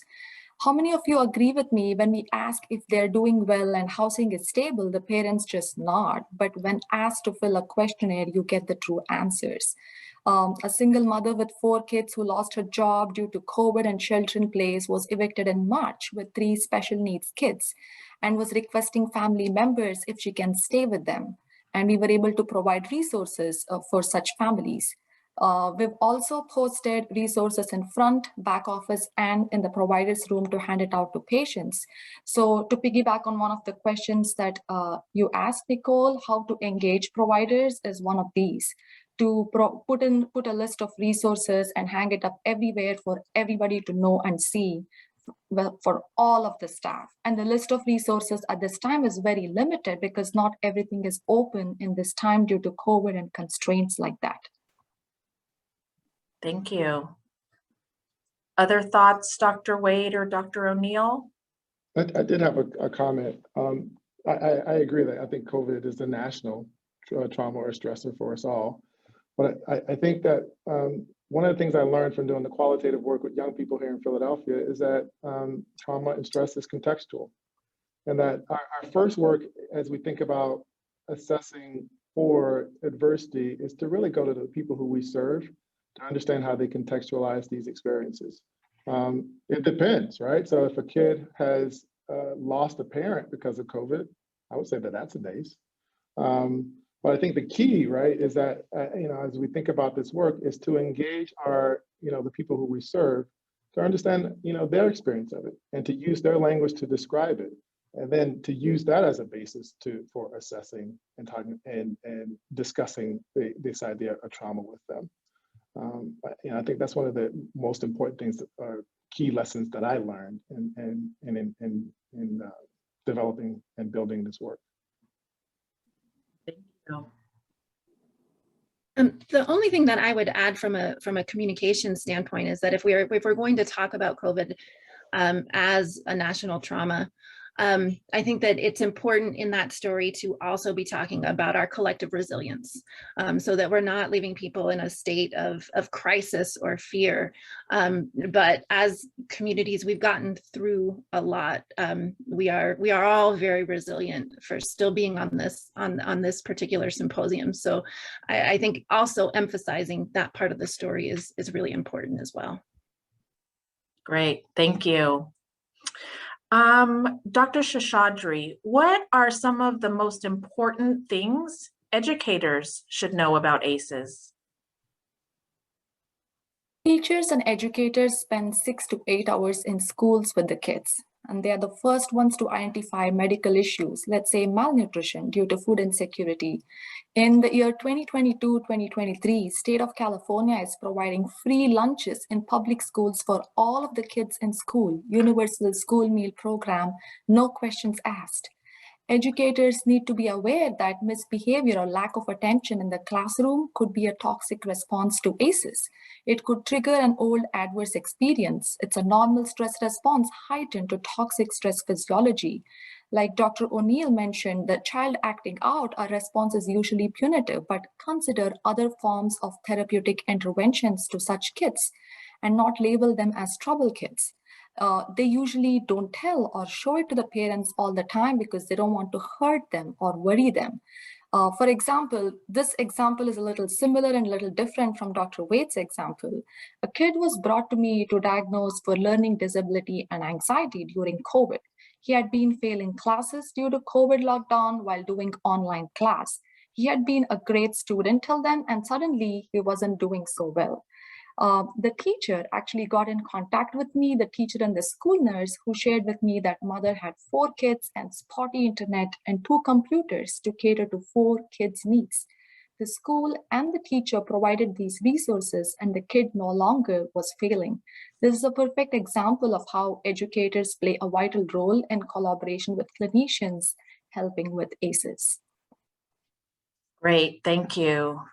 And to follow that up, Dr. Wade, as we know, there are a lot of school-based trauma-informed approaches out there to address ACEs, and not all of them are just for mental health professionals.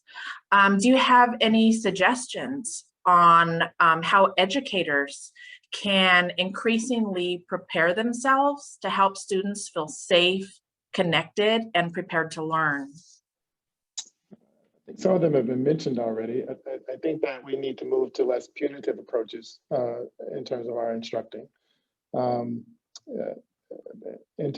As we engage kids and recognize that behaviors may not be because kids are oppositional, but a response to the trauma that they've experienced. Also, I think teaching from a perspective of a young person's strengths as opposed to their weaknesses. I think a lot of times in school, at least in my experience of education, my weaknesses were highlighted in an effort to build them into strengths. But one of the approaches I like to take, I think Dr. Seshadri listed, was looking at what strengths a person brings to bear. So when I see an adolescent in my clinic at 3 p.m. on a Friday afternoon, I know, based on what I know about trauma and the violence within their community, that they've gone through a lot to be there. And so I know to start off the bat that kid has grit and that kid has strength. And I walk into that room and I try to identify some of the positive things that kid has as a stepping point to help them to build the strategies that they need to address some of the challenges that they may have.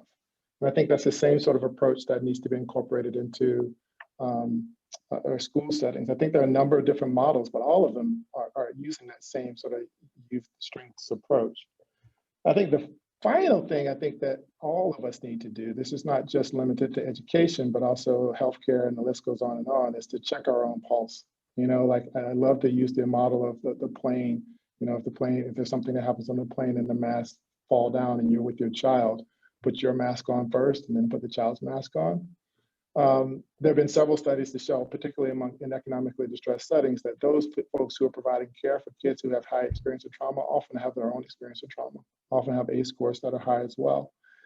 And there's certain things that they experience as part of teaching that are triggering, right? And so understanding your own ACE score and the way that it impacts you and what are some of the trigger factors, right, that triggers for you may help you to respond in a more nurturing and supportive way.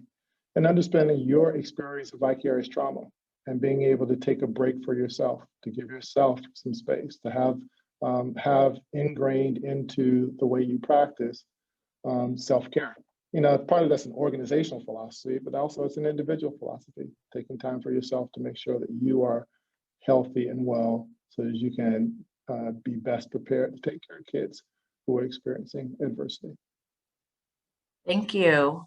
And I think we have time for one more question. So Dr. O'Neill, where should we begin if we've identified a child that is believed to have experienced ACEs? What would the next step be?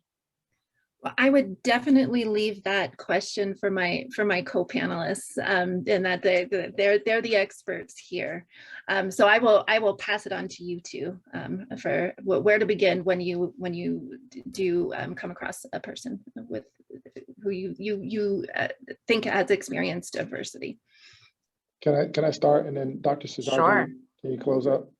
I think we can make like a good team. I'll pitch the softball up and you hit the home run. So we should start by being human, right? So as pediatricians, we rush to, oh, I've identified the problem. Let me go get the textbook. Okay, that amoxicillin, I need to, 90 mg per kg. Start by being human. Acknowledge that these experiences happen to that individual and that you're sorry that these experiences happen to those individuals. And that make sure that individual understands that it was nothing inherent or innate to them that brought about these experiences, that they were external. And that these experiences can be associated with challenges later in life, but that there are supports and services and that they have the inner strength and resilience to overcome them. And that you'll be there with them every step of the way to help them to do so. Thank you. I would like to add a comment to what Dr. Wade said, work on the strengths. My mentor, Dr. Reed, said, most of the kids you see might not have ever received a compliment in several months. That is so intense, that is powerful. We are constantly acknowledged, our efforts are appreciated at work every day, we are appreciated by family every day, by our patients every day. So for a moment, when I walk in, it's not forced. I actually like those unicorn shoes the little girl is wearing. So I actually make a positive comment and I make it a point to do it every single visit. Nothing forced or not making it look like I'm pointing it out or so on, but something positive to start with for that kid. That's one. The other one would be, like Dr. Wade said, to sit down and listen and to say it's okay to cry, because most of the teenage patients come in and some boys, they're all these very well trained football players, and they're told like, you lost, you can't cry, since they were young. And to just say that it's okay to cry, it's okay to feel the way you're feeling would be an opening conversation, and they kind of open up to you. I think those were the two things I wanted to add. Also to tell the parents that this is the place to ask, make them feel like this is the place to ask questions. For example, there was a kid who turned out to be diabetic, just eating junk food over the COVID lockdown, because as we know, salads are more expensive than chips and a 6-pack of soda. And the vegetables are more expensive than something like a junk food. And when we asked mom what was the cause of this, and over a year this happened, she said, we have not had food. And this ACEs actually opened up the conversation, the questionnaire. When we were able to provide it, her A1C came down in 2 weeks. And she said she was embarrassed to ask for help this whole time and did not know where to go before this. So just sitting down, asking questions, being positive with them when they say something, complimenting them, and it's to say that we are here, we hear you, I think would be a good place to start. Thank you very much. And we want to again thank Dr. O'Neill, Dr. Wade, and Dr. Seshadri for imparting their wisdom and expertise on this very important topic today. And I believe we are going to have Ella take us into the next break. Thank you. Thank you so much to Nicole Bueno for moderating. Those questions were really insightful for people like myself who might not have really sat down to reflect on these things before. And again, I feel like there's something to take away, not just for parents or healthcare providers, but also an individual like myself who doesn't have children, just what happened maybe in my life that I can improve on. And hopefully it's not too late, as you guys have been mentioning. Well, at this time, we are going to take another break, a movement break with Jess. So let's welcome her back. Hi, everyone. Thank you so much again for having me. We're just going to, again, stretch a little bit to, 1, move our bodies again, and 2, allow all of that really powerful, important information to kind of move through. So everything that we're about to do, you could do from seating, but just in an effort to get the body moving, I'll request that you stand up if you're somewhere you feel like you can do that. So stand up. You can just kind of wiggle your arms for a minute, wiggle your neck, just kind of move in whatever way, just for a moment. It's going to be really quick. And then you're going to take your hands behind your head and just let your chin fall towards your chest. And notice the rise and fall of your chest, just slowing and noticing your breath, maybe for the first time today.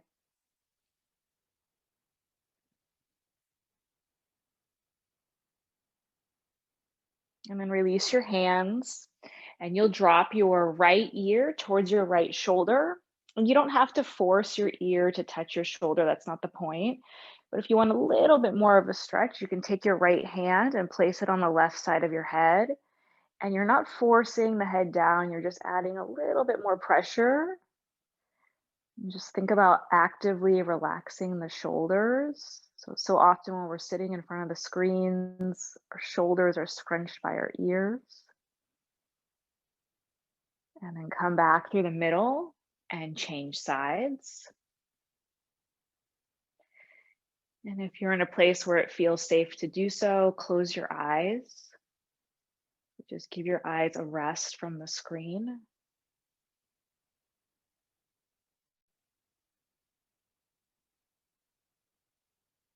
And then come back up to the center. And then from here, you're just going to take your shoulders and shrug your shoulders all the way up towards your ears, and then roll them down your back, up to your ears, down your back. Just 3 more times, just making a circle. And then move in the opposite direction. So roll the shoulders forward and down. Again, forward and down. Again, if you can close your eyes once you kind of know what we're doing.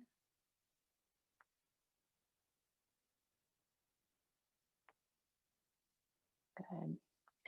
And then take your hands to your low back and interlace your fingers, and then start to pull the knuckles down towards your heels. And you can just come into a tiny little back bend, nothing big and dramatic, but just lifting your chest up towards the ceiling, dropping your shoulders back, slightly pulling your chin forward.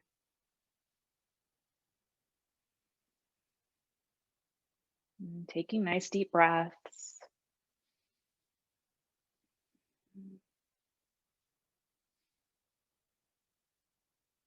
And then take your feet out a little bit wider than your hips, feet out a little wider than your hips.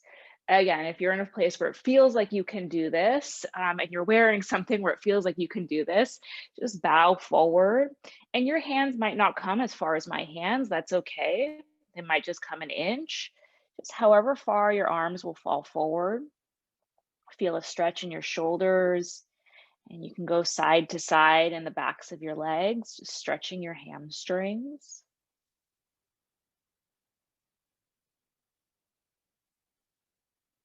So just really gentle, simple movement.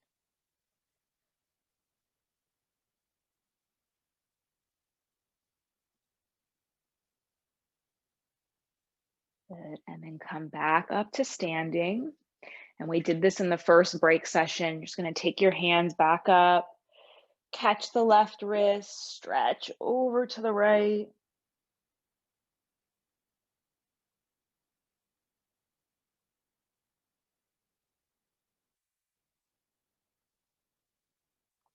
Come back to center, stretch over to the left.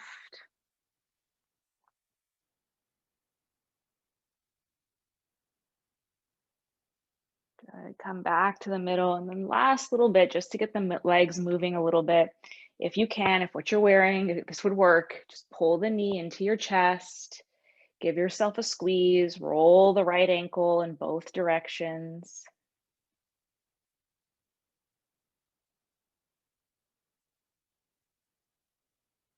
And then change sides. Roll the left ankle in both directions.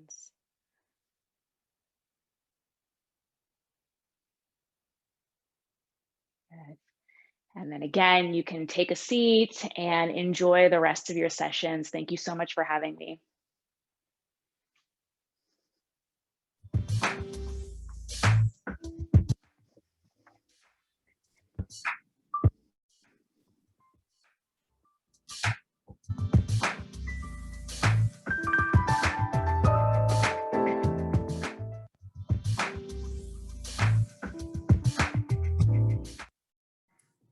Thank you so much for that stretch. I definitely needed it today. All right, up next, it looks like we have a video we're playing. Is that the case?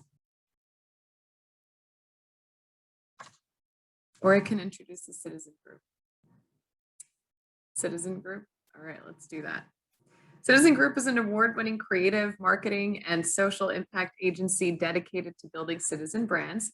Since 2007, their cross-disciplinary team has worked with companies and organizations to create purpose-driven campaigns, collaborations, and initiatives designed to make a measurable positive impact socially, environmentally, and economically. So today they will share with us the toolkit that we've been talking about. It was created for ACEs Aware campaign specifically. And that way you will learn how you can use that marketing and promoting for ACEs screenings and supportive services to your community.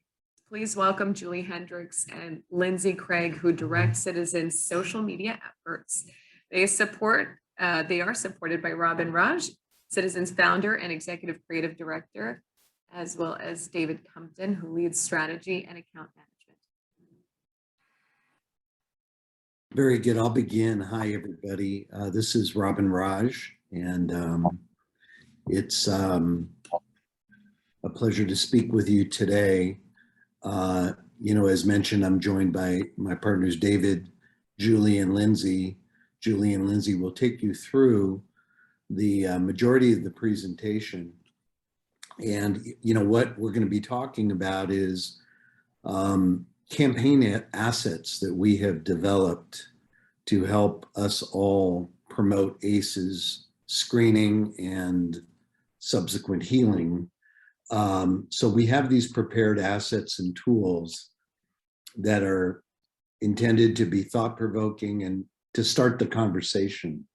A lot of this will be run over social channels. So really, as you'll see, this is about starting the conversation and making it, in the words of Moira earlier, about us, using these tools to, you know, provoke people to think about their own families, their own lives, and through it to express the kind of vulnerability that we know kids undergo in terms of the impacts that they absorb. So with that, I'll turn it over to Julie to take us through.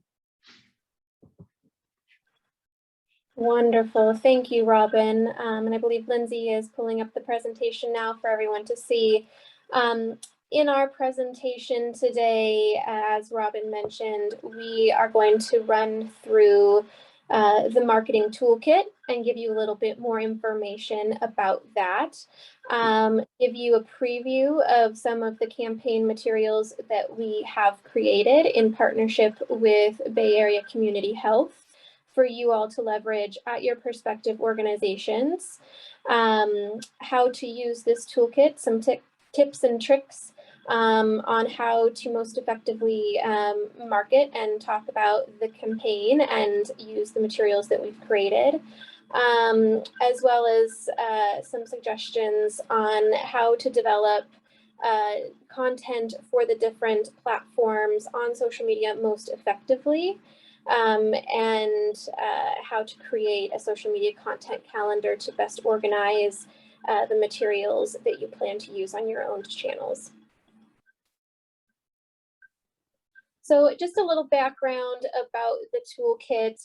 I know that it has been mentioned on several occasions today, but just to reiterate, Bay Area Community Health did partner with us at Citizen Group to create a set of compelling campaign materials for you all to utilize as a turnkey marketing toolkit to make it really easy for all of our partner organizations to promote ACEs Aware to your audiences, to encourage them to make an appointment and seek the care they need in a really understanding and welcoming way. This toolkit is a compilation of customizable marketing tools. It does include visual assets, tips and tricks, and messaging for consistency across the different touch points and organizations. And you'll see here, you know, how to access the toolkit.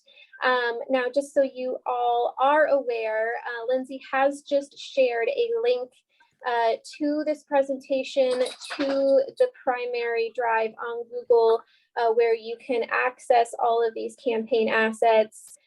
You'll see in the Google Drive all of the different assets, source files, and other materials that we've created for you all to leverage. However, also for your reference, these buttons on the screen for you are clickable as well if you go back to access this presentation later and are looking for direct access.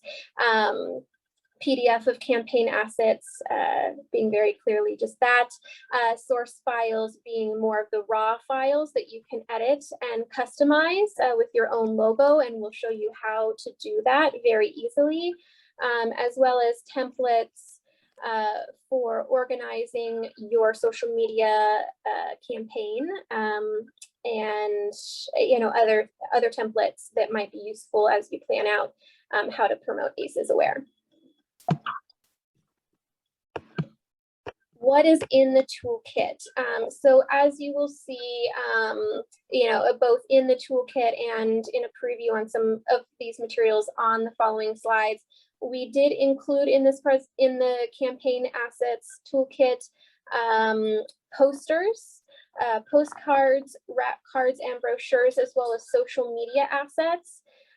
We've created these to be very visually stunning, stop you in your tracks, marketing materials, and have made sure that they are in the different dimensions that are proper for all of these materials. So it's really easy for you to use, whether that's uploading it to a social media platform or printing it for direct mail, you know, or posters in your facility, etc.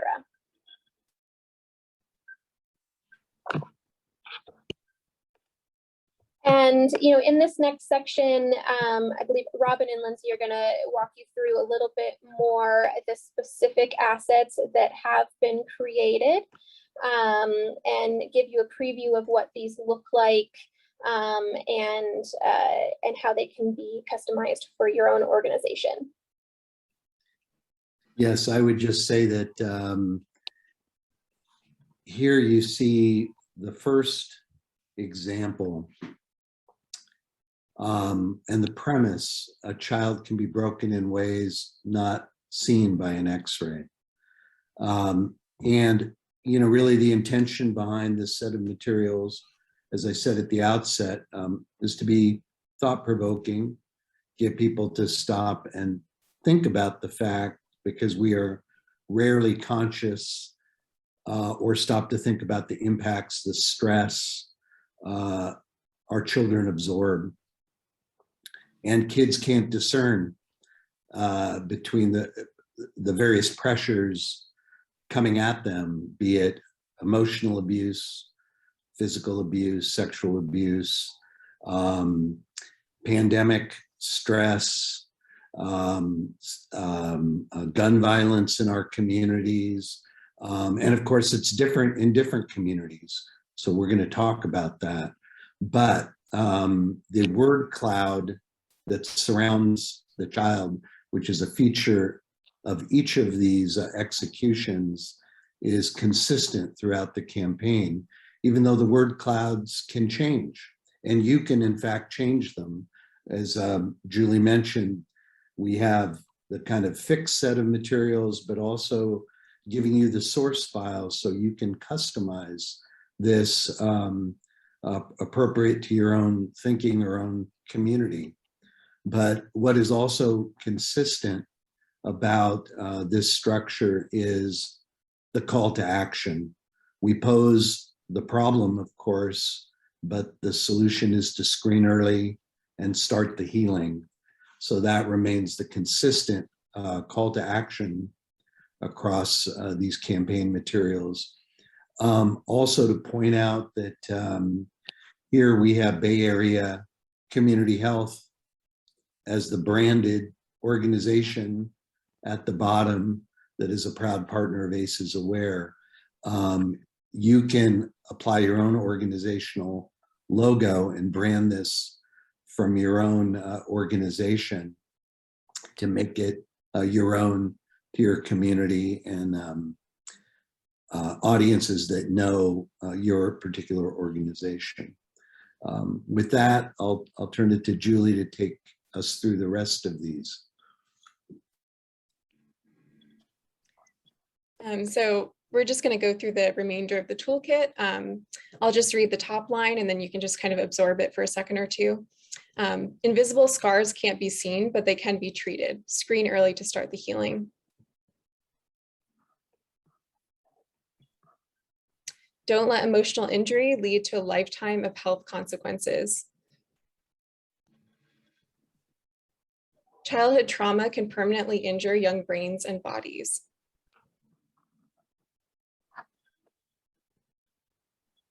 Childhood pain can be lasting, but it doesn't need to be. Don't let childhood trauma lead to a lifetime of pain. Don't let emotional injury lead to a lifetime of health consequences. Screen early to start the healing. And here we have a 5x7 postcard with the same messaging, just rearranged with a different dimension. And here we have our rack card or brochure. It's a front and back with some additional information on the back of the card.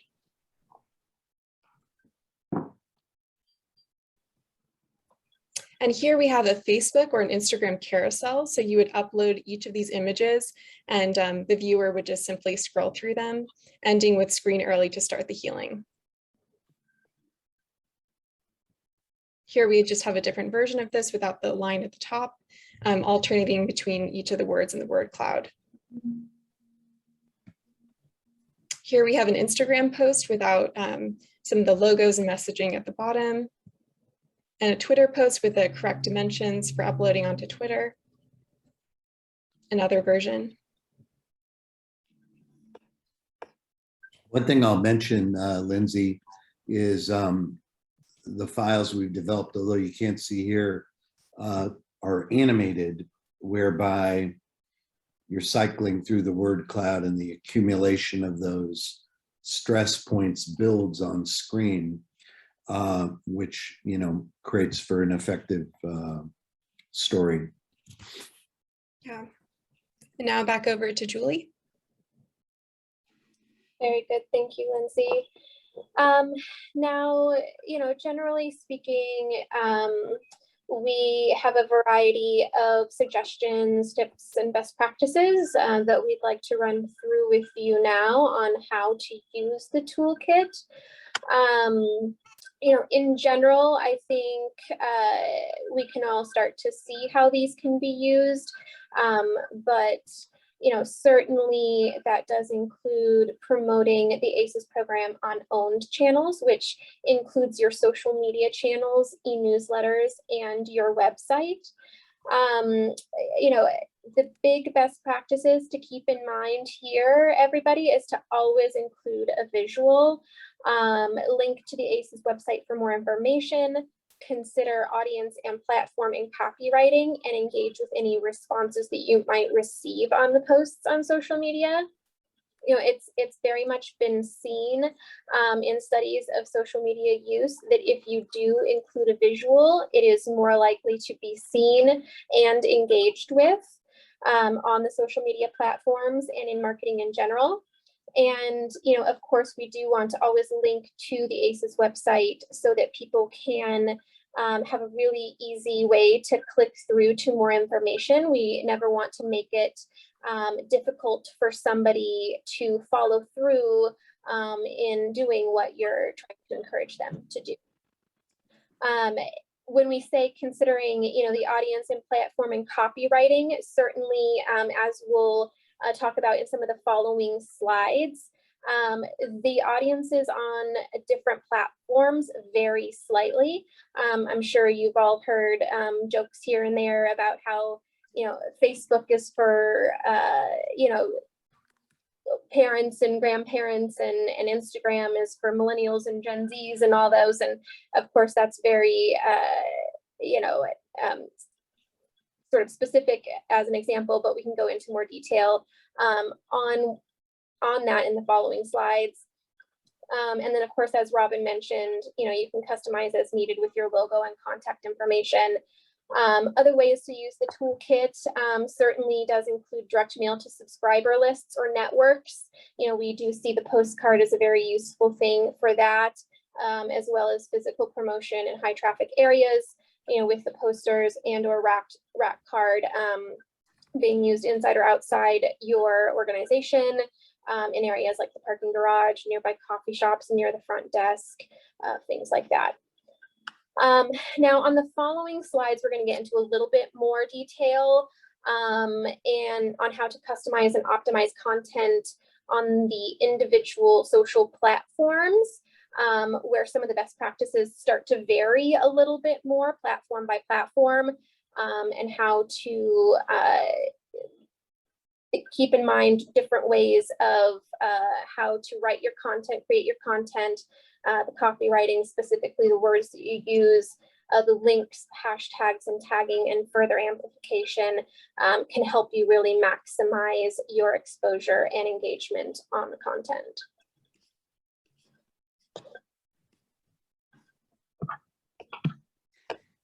I'll kick in here and say that, again, it must be emphasized that these prepared materials are meant to start the dialogue, which is entirely up to you in the social post.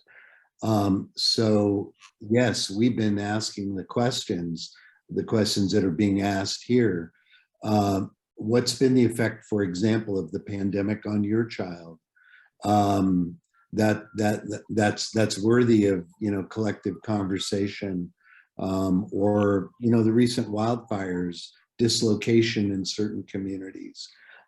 It could be racial discrimination, stresses in particular communities, or gun violence. As you know far better than us, the range of stresses accumulated are all worthy of promoting within the context of these materials to add to that word cloud. The last thing I will say is we feel it's very important to also promote program updates and successes.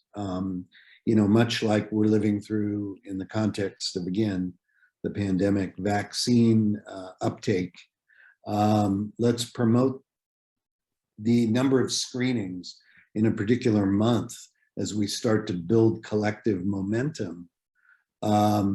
So it becomes the new norm, which I know is being discussed here, that this is simply how we do it. We screen our kids and we start the healing early.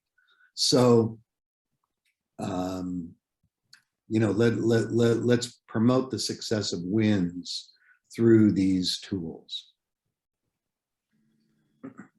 Great, thank you, Robin. And now we're going to go into some of the more specifics of how to actually create content for each of the 4 platforms. So starting with Facebook, as Julie just joked, you're more likely to reach parents and grandparents. And so they come here for community, news, and advice. And for each platform, we just kind of have an ideal character count to just kind of keep you in a range where people will actually read your content. For LinkedIn, LinkedIn is primarily for a professional audience. And so you want to tailor the copy to kind of showcase what your organization is already doing to heal childhood trauma. So you can think of this more as like a humble brag to increase awareness among your peers. And the ideal character count for LinkedIn is 250 or less. For Twitter, people come to Twitter for current events and news. The shorter, the better. They also come to hear trending topics and hashtags. And so here you really want to share the story of ACEs and how your organization is a part of it. And the limit is 280, but of course you want to keep it shorter than that. And then lastly, Instagram. So this platform is more likely to reach millennials and Gen Zers, so young parents, young adults. And so this is really where you want to show the toolkit and kind of stop people in their tracks with the really strong visuals we provided and help them kind of make a case for healing childhood trauma and why they should connect with you. Also, as Julie mentioned earlier, you really want to include links in each of your posts to kind of connect your post to the bigger narrative of ACEs and ACEs screening. So we recommend using a bit.ly link to make clean copy and track how many clicks you get.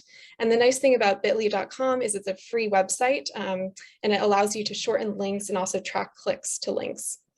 On Instagram, it's just important to note that the links are not clickable within the posts themselves. And so you want to make a note in your caption that the link is available in your profile bio, and then you can add the link there instead temporarily or on your website.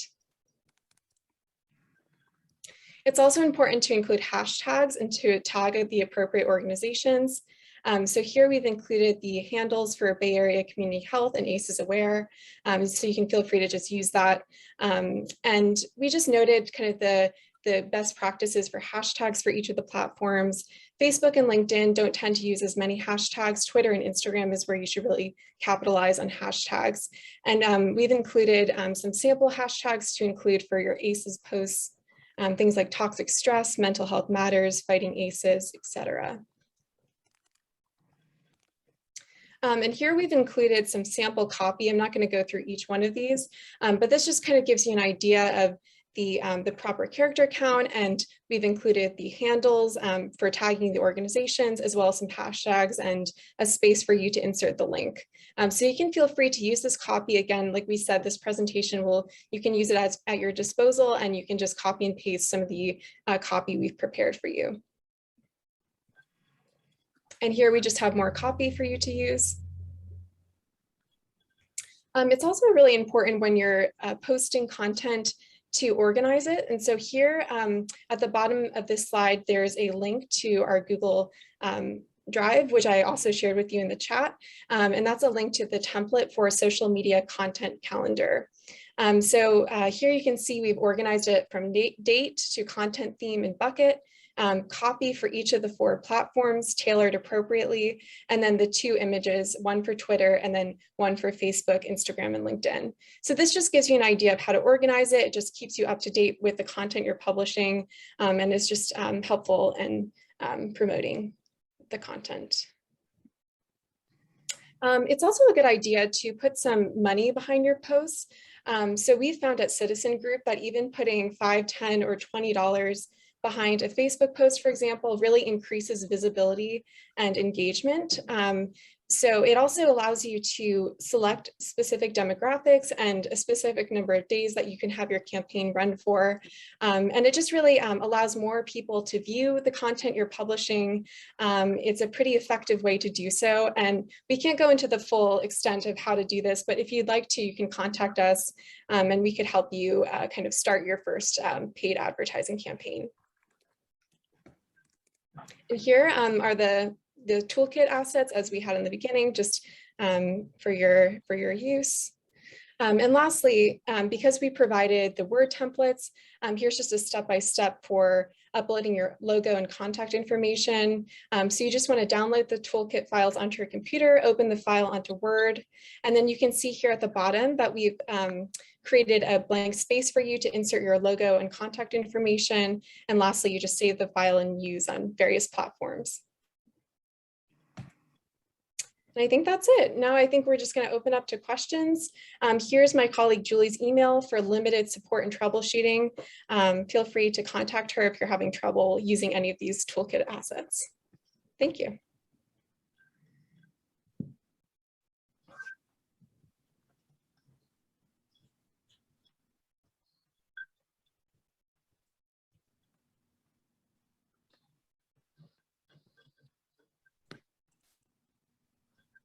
Yeah, and I believe if anybody has questions, you can put your questions in the chat, and then Deanna can share those with us.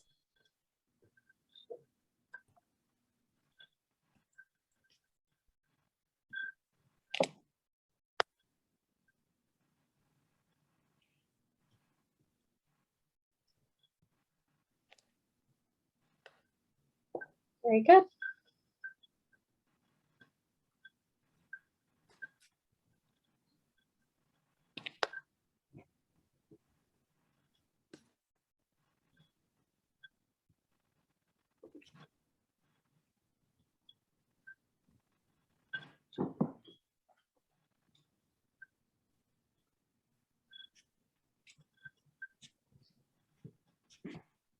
I don't know, Deanna, if we want to give everybody a few more minutes, or it seems like perhaps maybe we don't have any questions.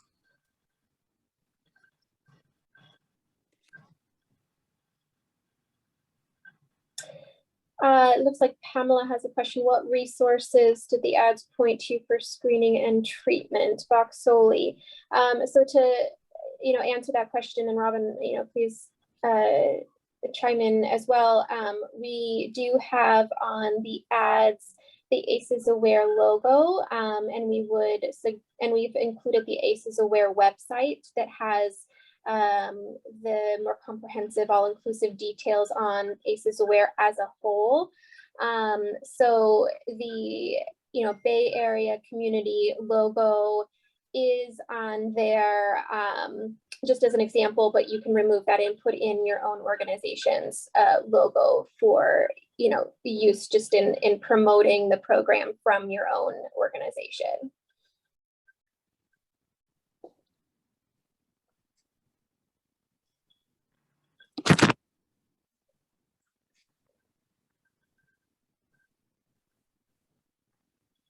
Let's see. Reading the next question. How were these images selected or messages developed? So a Citizen worked very closely with Bay Area Community Health in putting together these campaign assets over the last year and a half. And so we had worked together with them, given their expertise on the program, and had a variety of different of people participate and review that messaging.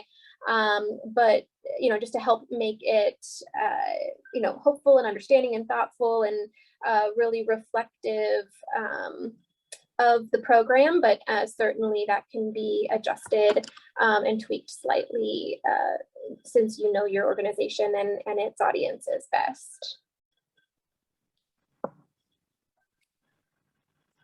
Let's see. I can add to that the images were selected was part of the question. How were these selected?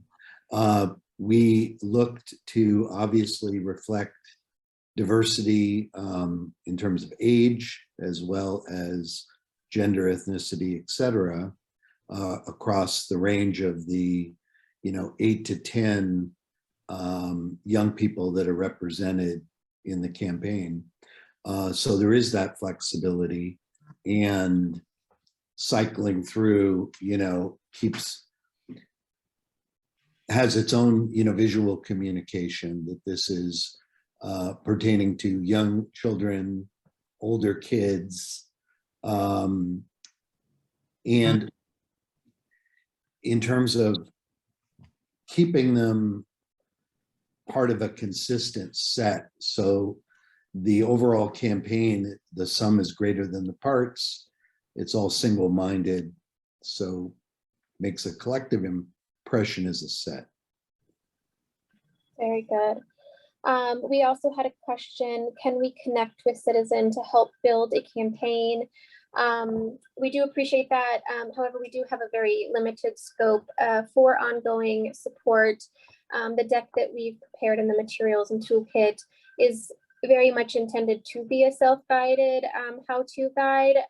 However, certainly if you encounter any big issues, we're happy to talk through that with you.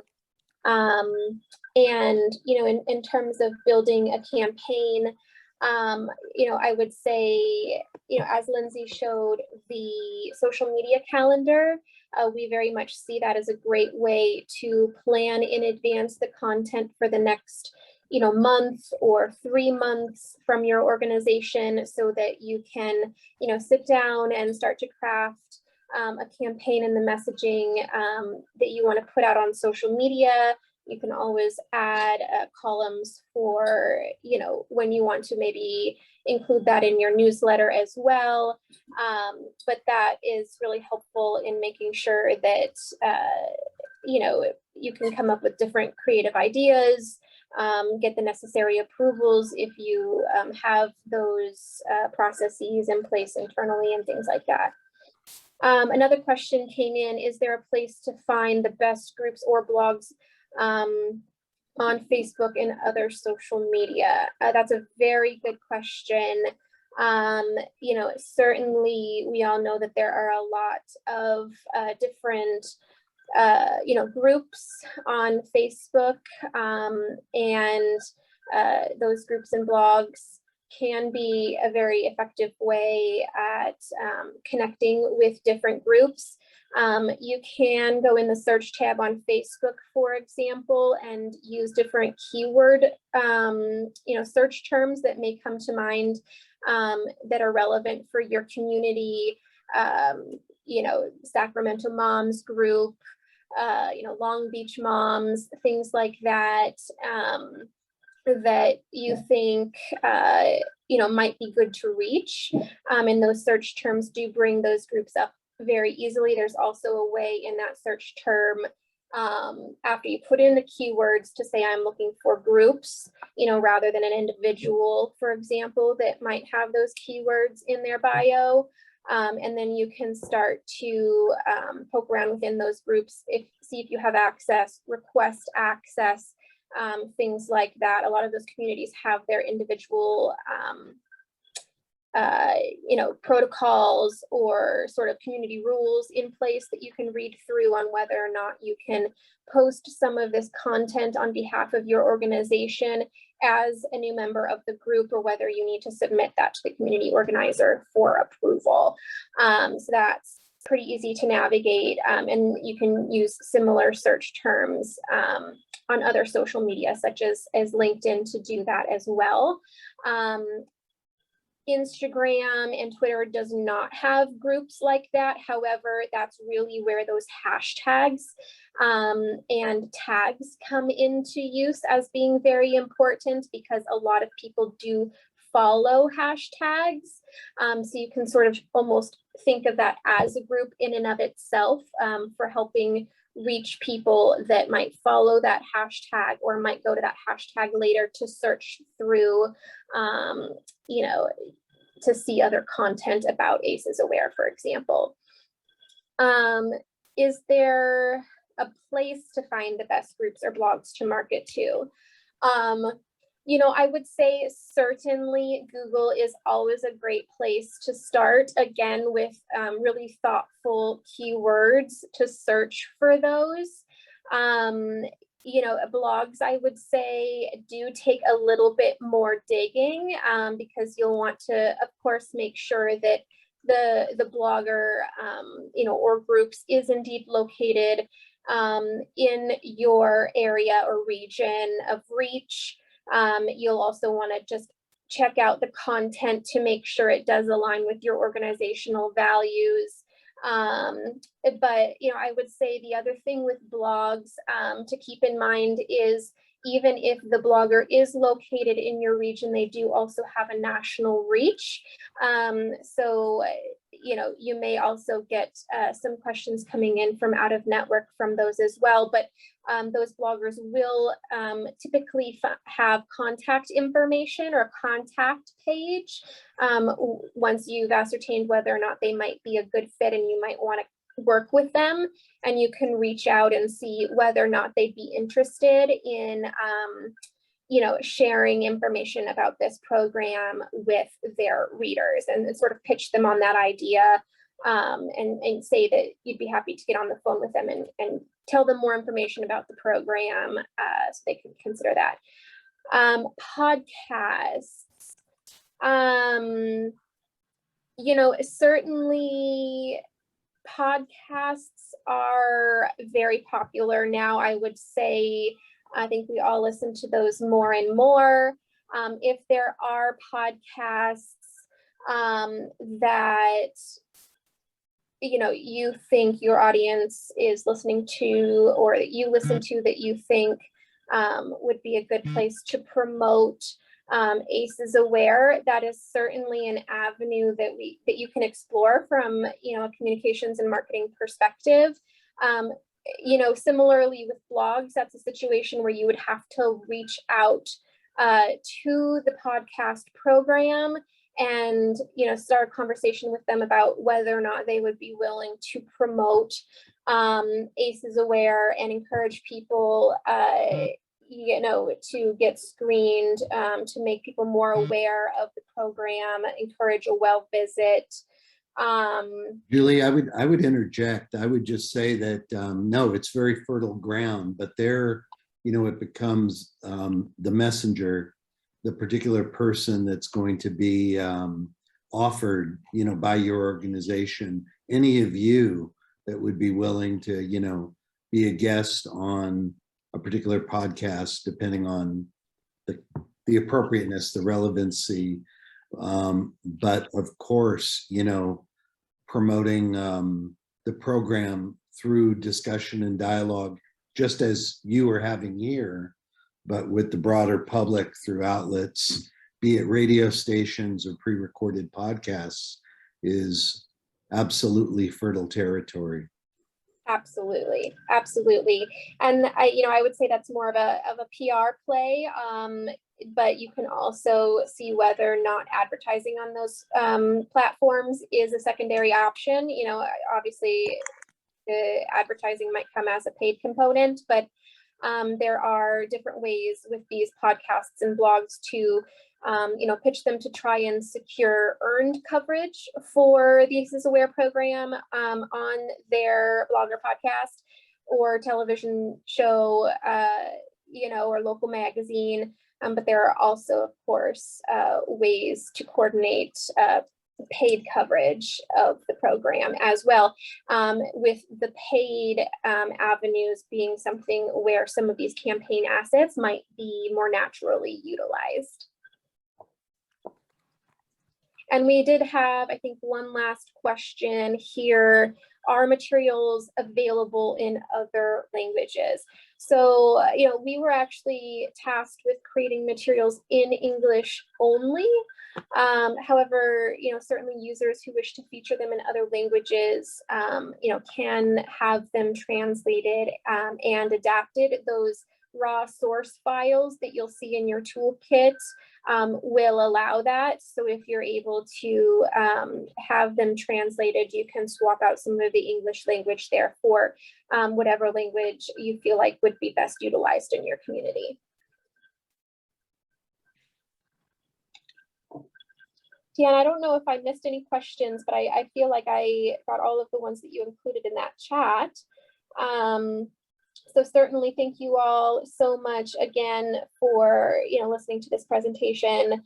I think that the campaign assets and toolkit that we've put together should hopefully make it really easy for you all to leverage them in your own marketing and communications efforts to really help us grow awareness for ACEs Aware and really help drive people to do well visits and screenings so that we can have a lot of participation in the future, really help start the healing.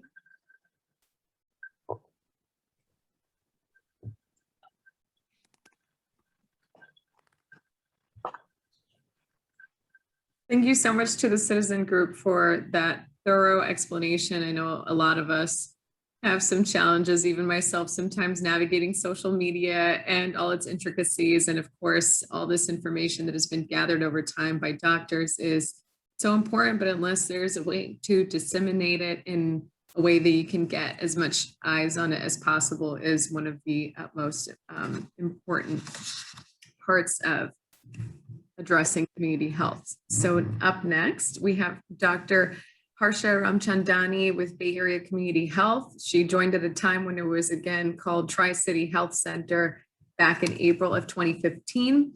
Dr. Ramchandani is certified by the American Board of Internal Medicine and with more than a decade of experience working in community and outpatient healthcare at Bay Area Community Health. Dr. Ramchandani manages their clinical teams, and as the Chief Medical Officer, Dr. Ramchandani helps this group become a leading patient-centered medical home in the Bay Area. Believing in healthcare equity, Dr. Ramchandani has improved healthcare access by utilizing mobile clinics for the area's most vulnerable patients. Dr. Ramchandani is a member of the California Medical Association, California Primary Care Association, American Medical Association, Association of Clinicians for the Underserved, American Association of Physicians of Indian Origin, and Integrated Healthcare Association. Dr. Ramchandani has an education which includes Gandhi Medical College in Bhopal, India, Bachelor of Medicine, Bachelor of Surgery, Gandhi Medical College, once more, that's where she had her residency, and Sinai Grace Hospital, Detroit Medical Center, Wayne State University, Michigan. She had a residency in internal medicine as well there. So a lot under her belt, totally qualified to give us the closing remarks, I would say. Thank you, Ella, for such a warm introduction. I haven't heard the names like this for a long time. It's been a long time. I completed my residency and been working in the community health center for a long time now. So first of all, I'm ready with my presentation for 1 more hour, and I would like your attention. I'm just kidding.